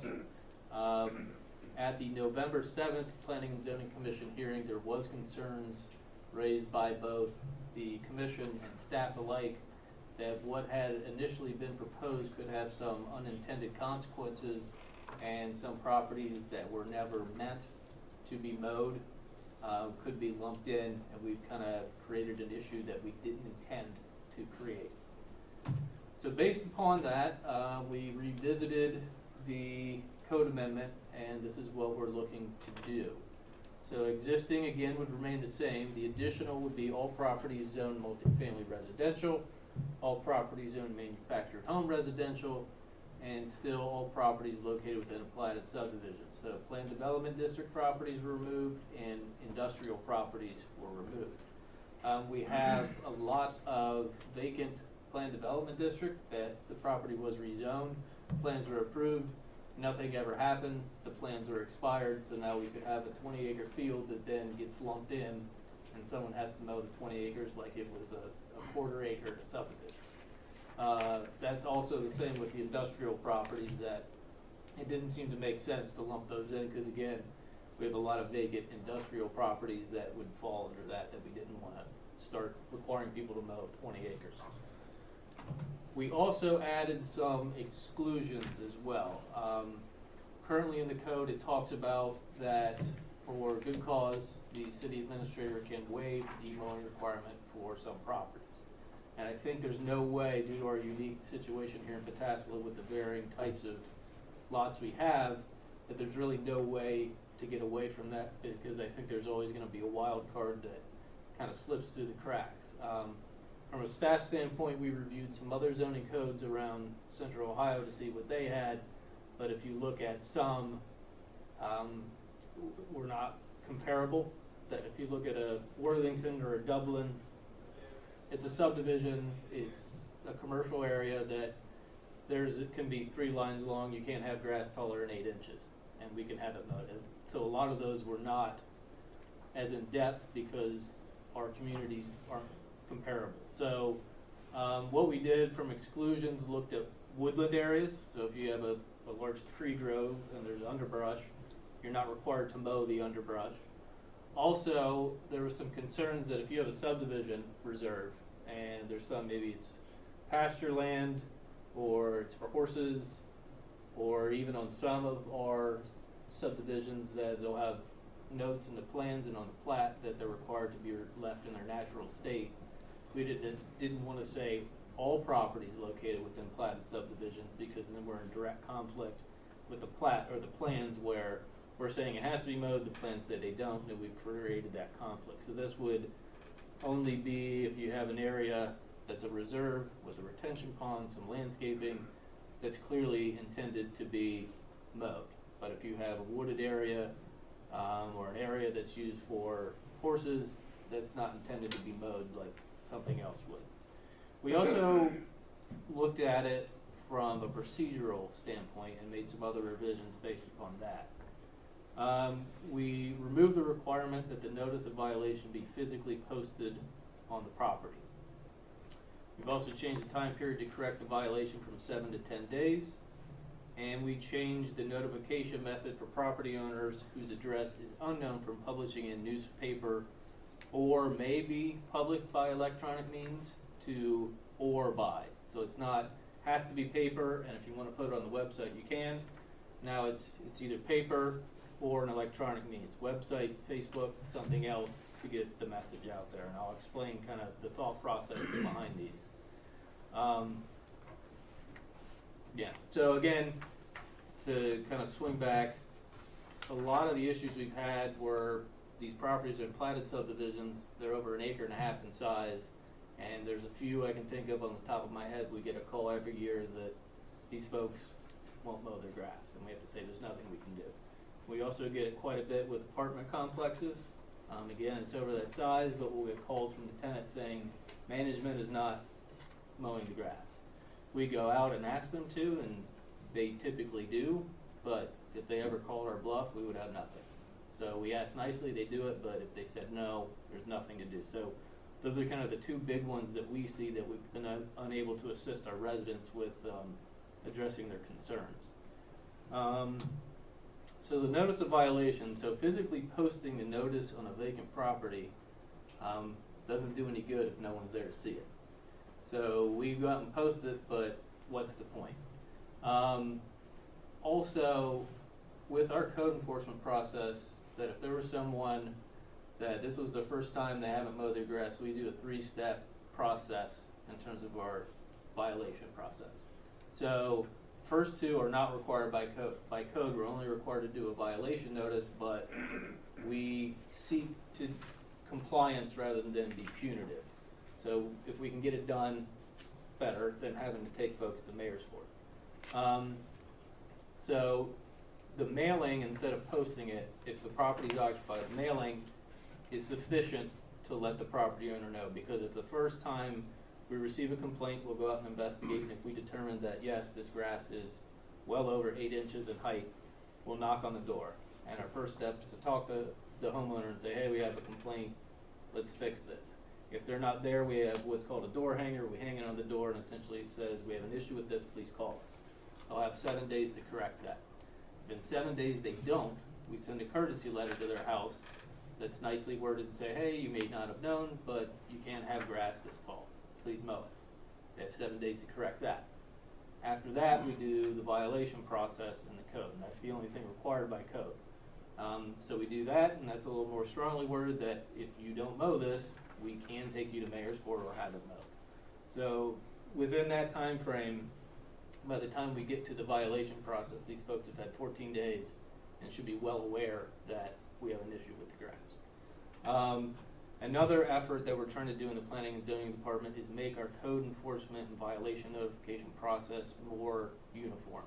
Because right now, some requires you post on the property, some requires it mailing by first class mail, some requires mailing by first class and certified, some requires all three. That depends upon what the violation is the process we follow. We wanna make that more uniform, so it's not guessing, every time we have to take a code enforcement action. So that was another reason that we removed the physical posting on the property. Change of the time period from 7 to 10 days. Typically with our violations, they have to correct it in 10 days. That seems to encompass most of the violations. Typically it's under 10 days, so that's why we do the maximum of 10, but we're looking to make sure this is standardized with 10 instead of 7. Also, the code says as soon as we put that letter in the mailbox, we have notified the property owner. So if we did it today, they may get it tomorrow, so it means they have 6 days to correct the violation. Sometimes we get folks that are out of town, that by the time they get it, they may end up with 3 days to correct the violation and they just got the letter. So this way, it gives them a little bit more time, but then it would go along with our desire to make the code enforcement process uniform. And then the change in the notification process for if a property owner's address is unknown, we could put it in the paper. We could pay $200 to have it in the paper. And again, that cost goes on the lien on the property, but if the property doesn't sell for 10 years, we don't recoup our costs.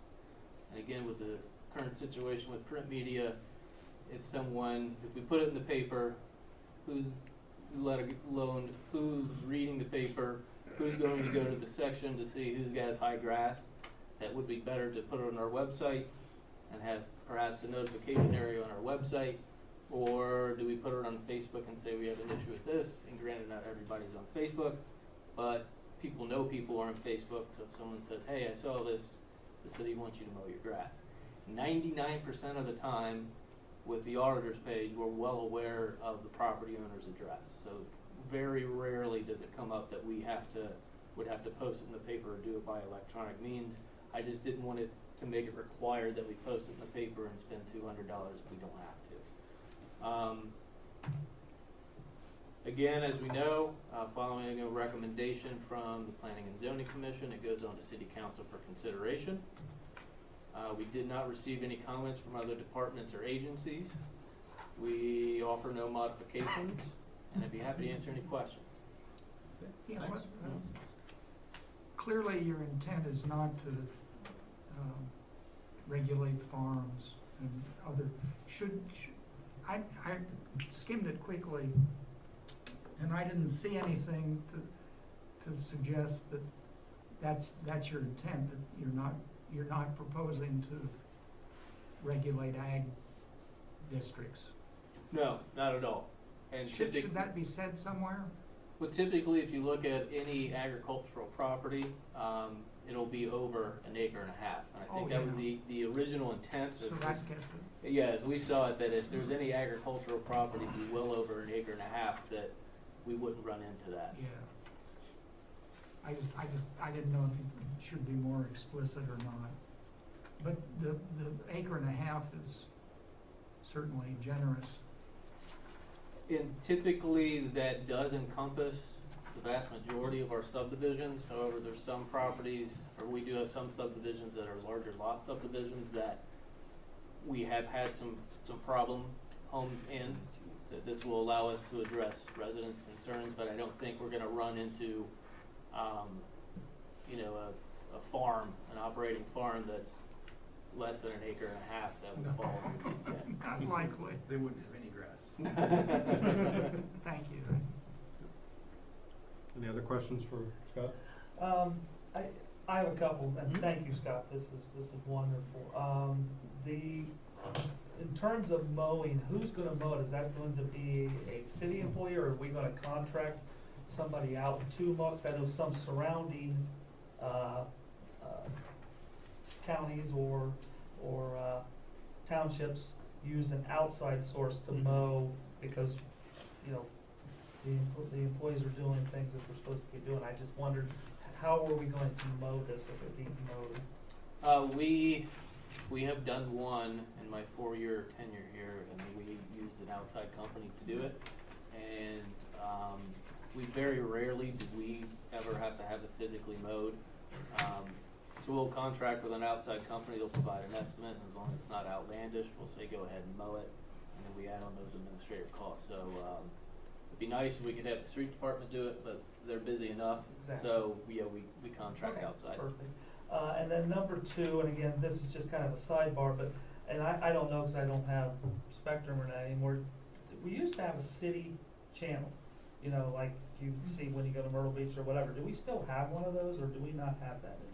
I don't believe we have. Cause that's it. how we used to post everything prior, and I just Mhm. wondered if that was something that, you know, could be discussed down the road again, because when people, I mean, I don't know how many Pataskla residents are using Spectrum versus DirecTV or whatever, but I just think it'd be interesting to know, you know, why we just kinda did away with that, cause it actually was very nice. I mean, you got, everything was on the channel. When it was updated, it was nice. When it was updated, yes.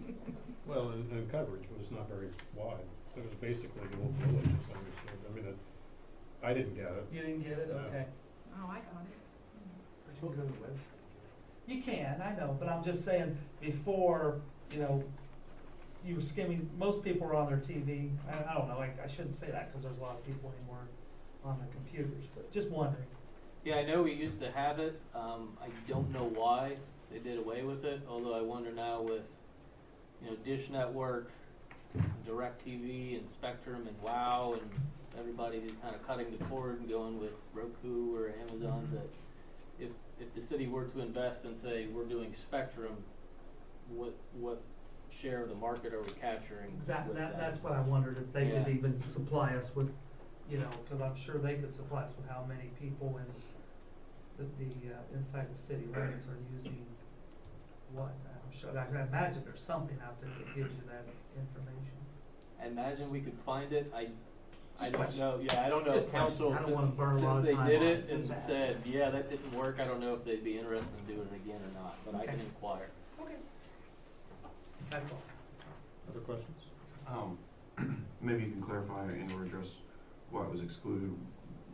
Are there already pre-arranged plans for local business properties or general business properties for the same concerns? Or were there reasons for not including that in the proposal? Oh, and general business, local business, PRO, all those fall under the commercially zoned properties. So if we have downtown business, professional research office, local business, and general business, that falls under the commercially zoned property umbrella. So all those would be included. Okay. Alright. Thank you. That's all I have. Any other questions, comments for Scott? No? Audience, any comments? Okay, if not, then, again, this is a recommendation that we would pass on to city council. Are we, prepared to act on it, or do we need to discuss it any further? I don't, Okay, then I'll entertain a motion. I move to recommend approval of application number ZON-18-010 pursuant to section 1217.10 of the Pataskala Code. There's no modifications, so. We have a motion to Second. recommend approval, got the second down here too. and second, yep. Discussion on the motion to approve, or recommend approval? Roll call. Ms. Rogers? Yes. Mr. McGowan? Yes. Mr. Truax? Yes. Mr. Ripley? Yes. Mr. Boggs? Yes, Mr. Bigelow? Yes. Mr. Epperson? Yes. the motion passes. That also will end up probably on the 18th of February on their agenda.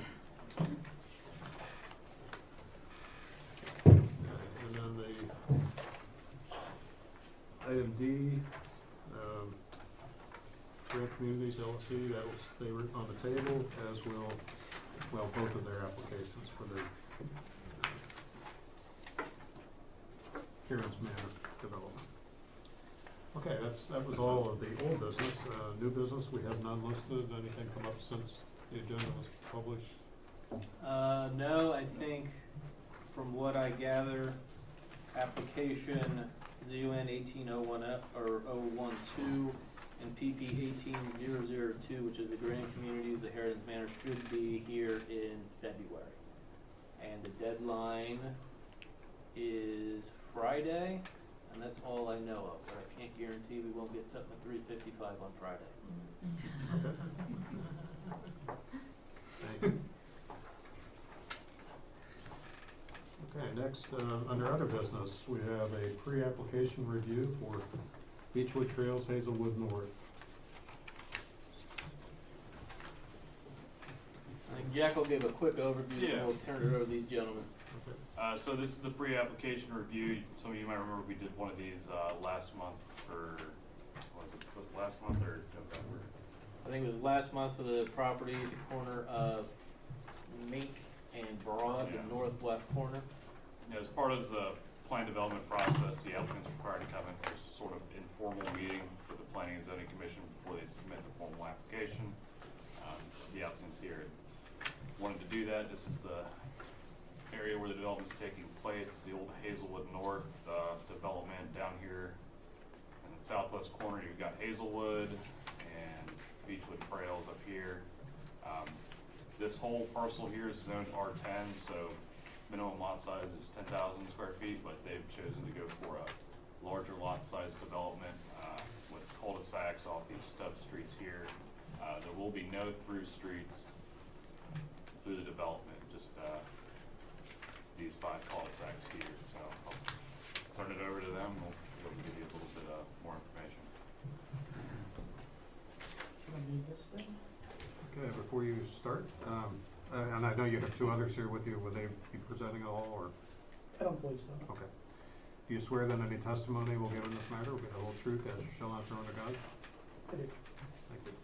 Start with your name and address, please. Steve Fox, with Manning Smith Group, 1160 Dublin Road, Columbus, Ohio, 43215. Okay, so what we have here is 136 acre R10 zoning. This had gotten approved back in 2004 by MI Homes. Who's not MI Homes? Dominion, who got bought by Pulte. Market crashed. They had this on the shelf. They decided not to build it and continue the subdivision as it is just south of this, and it kind of increases up. That was a 230 lot subdivision in this area. So with our R10 zoning at 10,000 square feet per lot, we could get up in the neighborhood of like 500 some odd lots if we wanted to. We think the better use of this land is to have larger lots, preserve as much trees as possible, so more quality lots. And as far as not taking roads back into the development and then kind of parceling off from there with our lots, we're choosing to do like smaller cul-de-sacs, just coming off the existing roads that are dead ends as they are now. So that does help with circulation, not having a dead end, and maintenance for the public. That kind of creates like a spoked kind of lot, with a minimum frontage of 75 feet. You're kind of limited on your spokes and how they can go out in the lot configuration. You get kind of weird triangular lots. So we do have a compliant plan that we're thinking about doing, but then we thought, maybe the way to go is to do something more like a planned development. And we thought maybe the best way to approach this is let's place the houses in the buildable areas where there is buildable area, and then we configure the lots around that. There is significant terrain of evolution in this area, with a couple streams going through it. Those darker spots are wetlands. Most of them are just not very good quality wetlands, but some are high quality. With this development, this gives us latitude to stay away from the wetlands. Because what we're really going to do is, if you build a cul-de-sac, you're going to have a driveway that goes back to where your house is going to be. With these flag lots, we were hoping to do is to minimize the driveways and have shared driveways. Maybe 3 or 4 houses or lots can share a driveway. That's less impact. That's less trees taken down. With our cul-de-sacs being so close to the existing roads as we're proposing, that creates for less impact and less trees as well. These flag lots are similar In Pataskala, I think the only other place I may have this is Highland, or that's at least one place up Highland by the golf course up there. They have some flag lots on the east side of the golf course, much in the same way. I think they're trying to preserve trees and create quality lots. Some other items that I wanted to bring up are our units per acre is 0.35 as opposed to, in the neighborhood of where, like I said, that's really, it's 2.9 acres per lot. So the average lot size is about 2.9. We're a little over an acre with some lots. We're up to 8.5 with other lots. This configuration, we're not set to it. We will massage it a little bit, kind of optimize it, going with the terrain, maybe work it out. But it's really the thought process, if you guys are okay with, the flag lot look and, going through on that. These will be all custom homes. This isn't a, just gonna develop a builder, like a Polte or anything like that. These are gonna sell for your lots, and the owners will have their own custom builder. This project will install the cul-de-sacs. Public sidewalks where warranted. There's some talk about, what we can and cannot do, or what makes sense and what doesn't. A lot of Beechwood Trail subdivision doesn't have sidewalks. I don't know if it makes sense to add sidewalks in those, but to the south, they do have sidewalks, so it makes sense to continue that on through there. We will have some extensions with the sanitary sewer, public sanitary sewer and public water. Some lots, it's gonna be kind of constricted to do public sanitary sewer to get it to there, due to elevation. So we're considering some on-site septic solutions. We'll work with the county health department on that. There's all kinds of different, more technically advanced solutions to that, rather than just a basic leach field where you can, you have to clear a lot of trees and stuff like that. I think that's about what I had. So I'm here to answer any questions, and we're looking for as much feedback as possible, because like I said, I think we're still gonna go down this route of a planned district, but we may rework this or reevaluate this, and maybe we come back with a conforming plan that conforms to the R10 zone as far as setbacks and whatnot. Okay. Okay. Thank you. We'll go round robin, and I think we didn't do that on the last one. We had open one, so Dustin, we'll start with you this time. I'd like to note that this is refreshing.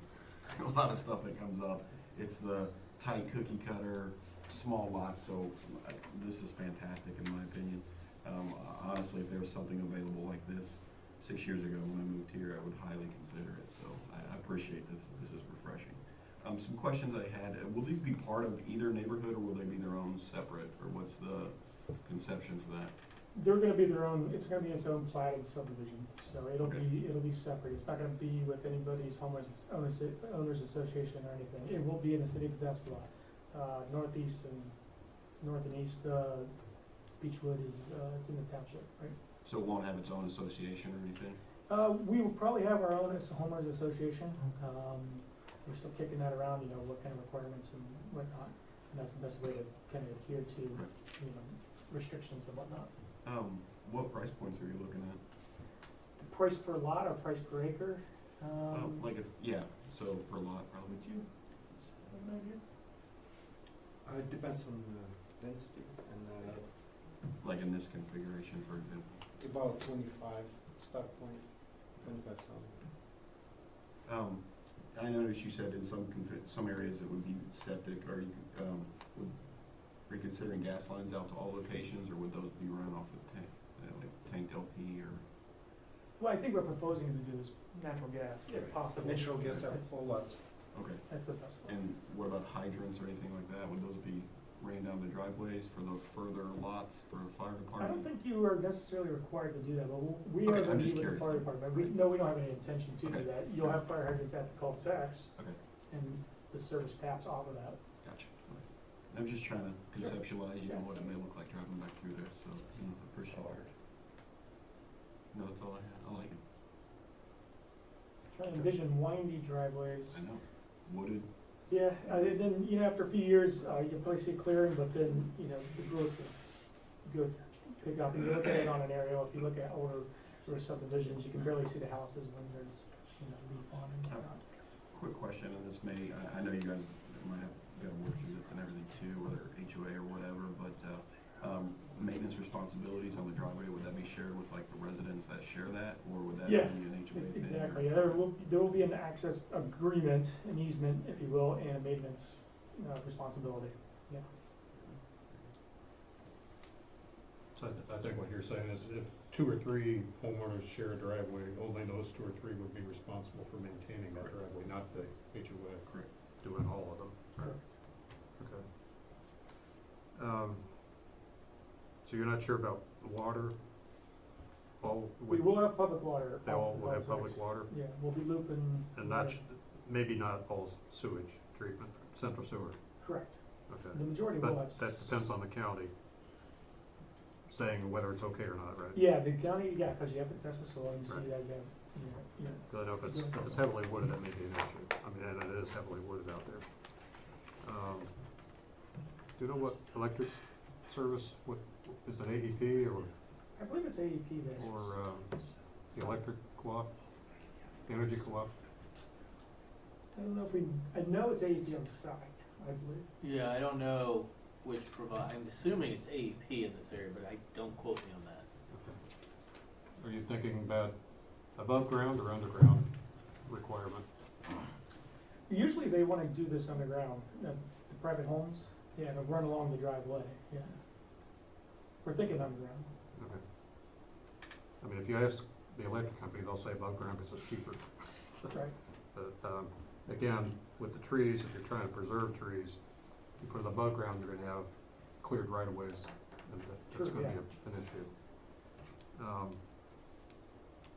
HOA, I'm not sure, I understand the reason for it, but with the way it's broken up, I don't know that there would be a feeling of neighborhood amongst all of them.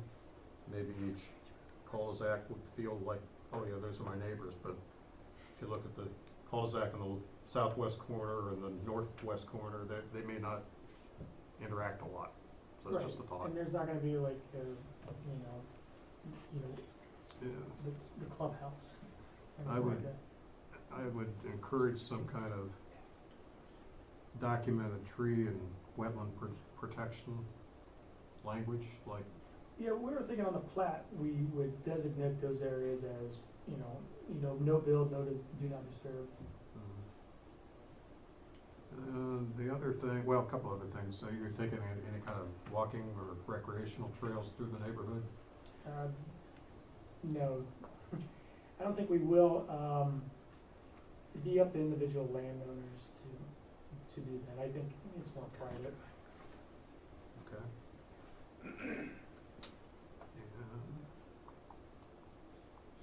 That's all I have for the moment. Rob?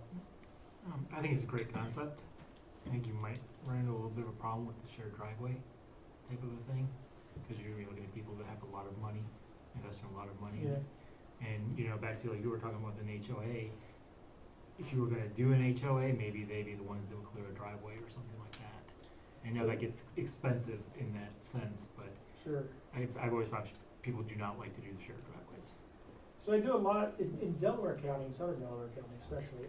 Delaware County has a process called a common access drive. It's like a plan process, goes through regional planning, let alone the townships and engineering and all that stuff. And it's the preferred method up there to do flag lots with a shared driveway, shared agreements. It's on the plat, it's on, on the easement, recorded documents. It does go very well for higher end homes too, especially. Yeah, in general, I think it's a great idea. Yeah, you don't see a lot in Licking County. Yeah. That's all I got. Thanks, Tripp. I don't know anything. Ann? I love it. Looks great. What is the size of the home? What are the sizes of the homes proposed? Minimum 4 to 5 per home? I don't think there's gonna be a restriction. I mean, per the code restriction on R10, it's 1,400. That's, I don't think you can buy this much land and put that how small. The plan shows We show, we show 5,000 square foot, boxes, just to kind of give you, a big picture of a buildable area on there, so. Yeah. No, I think it's a wonderful concept. That's it. Thanks. Gary? Yeah, I like it too, you got a little bit of everything, some small lots and some big lots. You're not gonna have too many shared driveways though. No, not too many, I mean, but like I said, we probably will massage this a little more, just to, take advantage of buildable areas and access to those buildable areas that go through the valley, and then try to maneuver around wetlands. it's almost all of this is wood, and It is all, very much wooded for the most part. yeah, I like it. Gary? I'm gonna echo also, this is a breath of fresh air to see you not trying to cram as much as you can Right, yeah. into, this is, something definitely needed in this area. The only question I guess I'd have for Scott, so these larger ones will be ag then too, correct? Is that gonna become an issue in that area or what? Because you're gonna be 8, 7, they're gonna be, Wooded, and they're wooded, but still. but he said in wooded undergrowth, doesn't matter. Yeah, well, this will all be zone plan development district, but then it's all part of a platted subdivision. But, if these are wooded lots, you are not gonna say like, if you're back 3 acres, you have to mow it. So with what we just recommended, this will not come into conflict. But I'm saying someone could put livestock on there if they want to. To a certain degree, we have something in the code that based Sure. upon your acreages, you could have up to so many. Exactly. But, yeah, I guess if someone wanted to have pigs there, they could, but there would be some limitations. Right. Unless, They restrict that on HOA. exactly.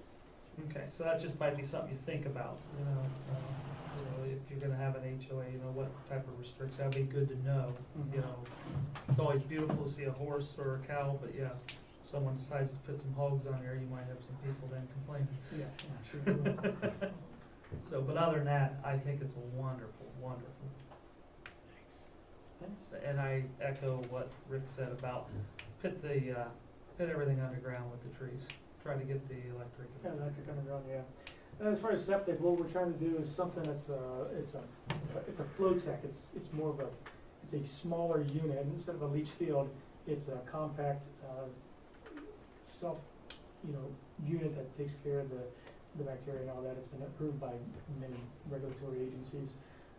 So we'll work with the county health department who, they take the role of approving or disapproving these on that. That's it.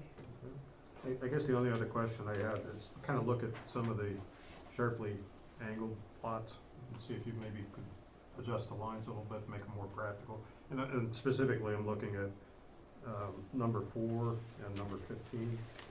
I mean, they're very narrow at some points, and I'm just not sure how practical that would be for somebody to do anything with at the sharp point. Yes, well, So, maybe Yeah. just adjust them a little bit so they don't come down that long, narrow point. yeah, we do, we will tweak it, kind of optimize it.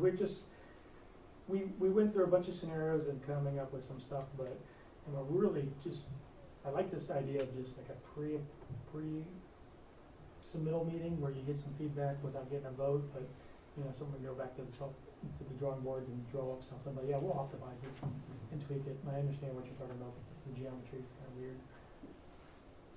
What kind of timing are you looking at for continuing the process? I mean, Well, we'll continue immediately. We would like to be building the cul-de-sacs by, October, November, by the time the plant's closed, so. Probably won't be in for February, but we're shooting for March, proper docket. And you're thinking how much per? How much per acre? 25. 25? Smaller lots more. Smaller lots more. Average 25. Smaller lots would Average. be more on the average, but overall average would be 25, I guess. 25. Do you have anything else to add? Do you want to add something? Yeah. Yeah. Yeah.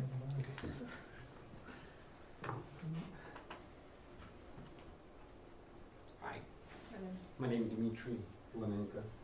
let me and, swear you in, just for the record. Do you swear that any testimony you'll give in this matter will be the whole truth, as you shall answer unto God? I do. Thank you. I'm the owner of this land, and with this concept, we will try also bring qualified builders with contemporary style homes, cedar and glass, and we will position them so they would be all secluded.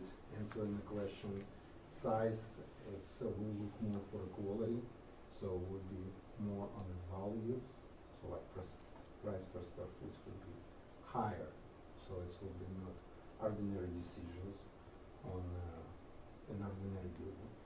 Practically all lots, all homes, when they will set, they will be set on drop-offs, so they will have sort of walk-out basement, if it's a would be option. So it would be no concrete or asphalt driveways. And talking about if we're trying to bring sewers as much as possible. And it is option if we can work with townships, because they do have a connection on all cul-de-sacs. So this property is unique. I mean, if you know, in this area, some of the woods, some of the trees more than 400 years old. So they've been this before time, you know, when it's all, everything was around just a field. And it's a beach streets which very unique, and you know, building something around like this, it's very, very hard work, and like even like putting underground line, it's a good thing, but another, you can cut roots which can kill the tree more than if you put it above. So we're not saying we want to do it up or down, we want to see what will be suitable better. And septic, what Steve mentioned, it's basically high quality septic plant on the site, which use ultra violet lights, and it's completely controlled. If it's failed, it sends a signal, and it's only working with the service contracts when it's checked every year. So it's functional, it's clear. The water comes out completely clear, technical water. So it doesn't have any outdoor, and it can be reused right in the property. So it's very cool and unique concept, and it's something definitely nothing in Licking County, and not many in other counties. So it's kind of pioneer thing. So I think we all gonna like it. And, you know, instead of, it's basically cutting 12 times what's allowed to be built there. So we've been working, you know, Scott knows, we brought like 5 different plants, work around on doing this concept. This is most accurate, and I mean, it's economically, it's right on the edge. It's not high profitable project, unfortunately, but it's better do this project than, you know, than another cornfield. So, any questions I can answer for you? Next time, at the next meeting, we will bring you a few pictures of models which we wanna put on this property to encourage people to build, you know, green homes, smart homes. This is what we're gonna put. 3 models, different, cedar, metal, and glass, which would be high-tech, recycled materials use. So something they can say, yeah, we want it. And it's created and built by national companies, not just you know, typical Home Depot stuff. Thank you for your time. Thank you. Thank you. I do have one other comment, though. Have you engaged the Beechwood Trails Civic Association, or whatever it's called, the residents in that area? Have we engaged them? I don't believe we have. I'd recommend that you approach them and kind of describe, and the reason I say that is back when we had, you know, it was an entirely different type of development proposed, but we had a lot of pushback from residents of Beechwood Trails. Sure, yeah. So it'd be a good idea just to reach out to them and share your plans with them as, you know, at the appropriate time. Right. That way you can address any concerns that they might have. I think that's a good idea, that's great. Aren't they Harrison Township? Beechwood is. But this must divide the line there somewhere. Yes, all but so a lot of these come through Harrison Township, but we've already had some initial discussions with the township regarding, maintenance, how this would work, public streets versus private streets. There's some issues that we're gonna have to look into, and I know Alan's spoken with them, and I think these folks are gonna talk to them. We're gonna try and set up a meeting, where we all sit down and figure out how this is gonna work. Cause from the city standpoint, do we drive all the way up and around to plow a cul-de-sac, or is there Harrison Township, you take this one, we'll take another one? So there's some things we need to work out, but I don't think that anything that is detrimental to the project. Same thing be applied for emergency services? Emergency services, yeah, we probably have to look into that with police. How would that work? Fire would make a difference, but yeah, with police, we'll probably have to look into that to see how that works, so.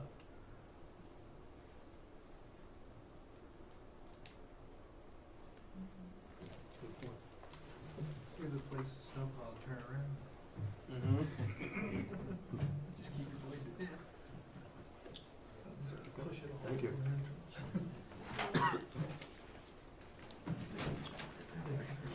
Yeah. Okay, next on the agenda, approval of minutes from the December 5th, 2018 regular meeting. Everybody had a chance to review the minutes, and are there any additions or corrections? Okay, hearing none, I'll move that the minutes of the December 5th, 2018 regular meeting be approved as presented. Second. Thank you, Rick. Any discussion? Roll call. Mr. McGowan? Yes. Ms. Rogers? Yes. Mr. Epperson? Yes. Mr. Ripley? Yes. Mr. Boggs? Yes. Mr. Truax? Yes. Mr. Bigelow? Yes. Motion passes. And item number 8, the one that everybody's been waiting for. I'll make a motion, we adjourn. Second. It's been moved and seconded that we adjourn. Roll call. Mr. Epperson? Yes. Mr. Bigelow? Yes. Mr. Boggs? Yes. Mr. Ripley? Yes. Mr. Truax? Yes. Mr. McGowan? Yes. Ms. Rogers? Yes.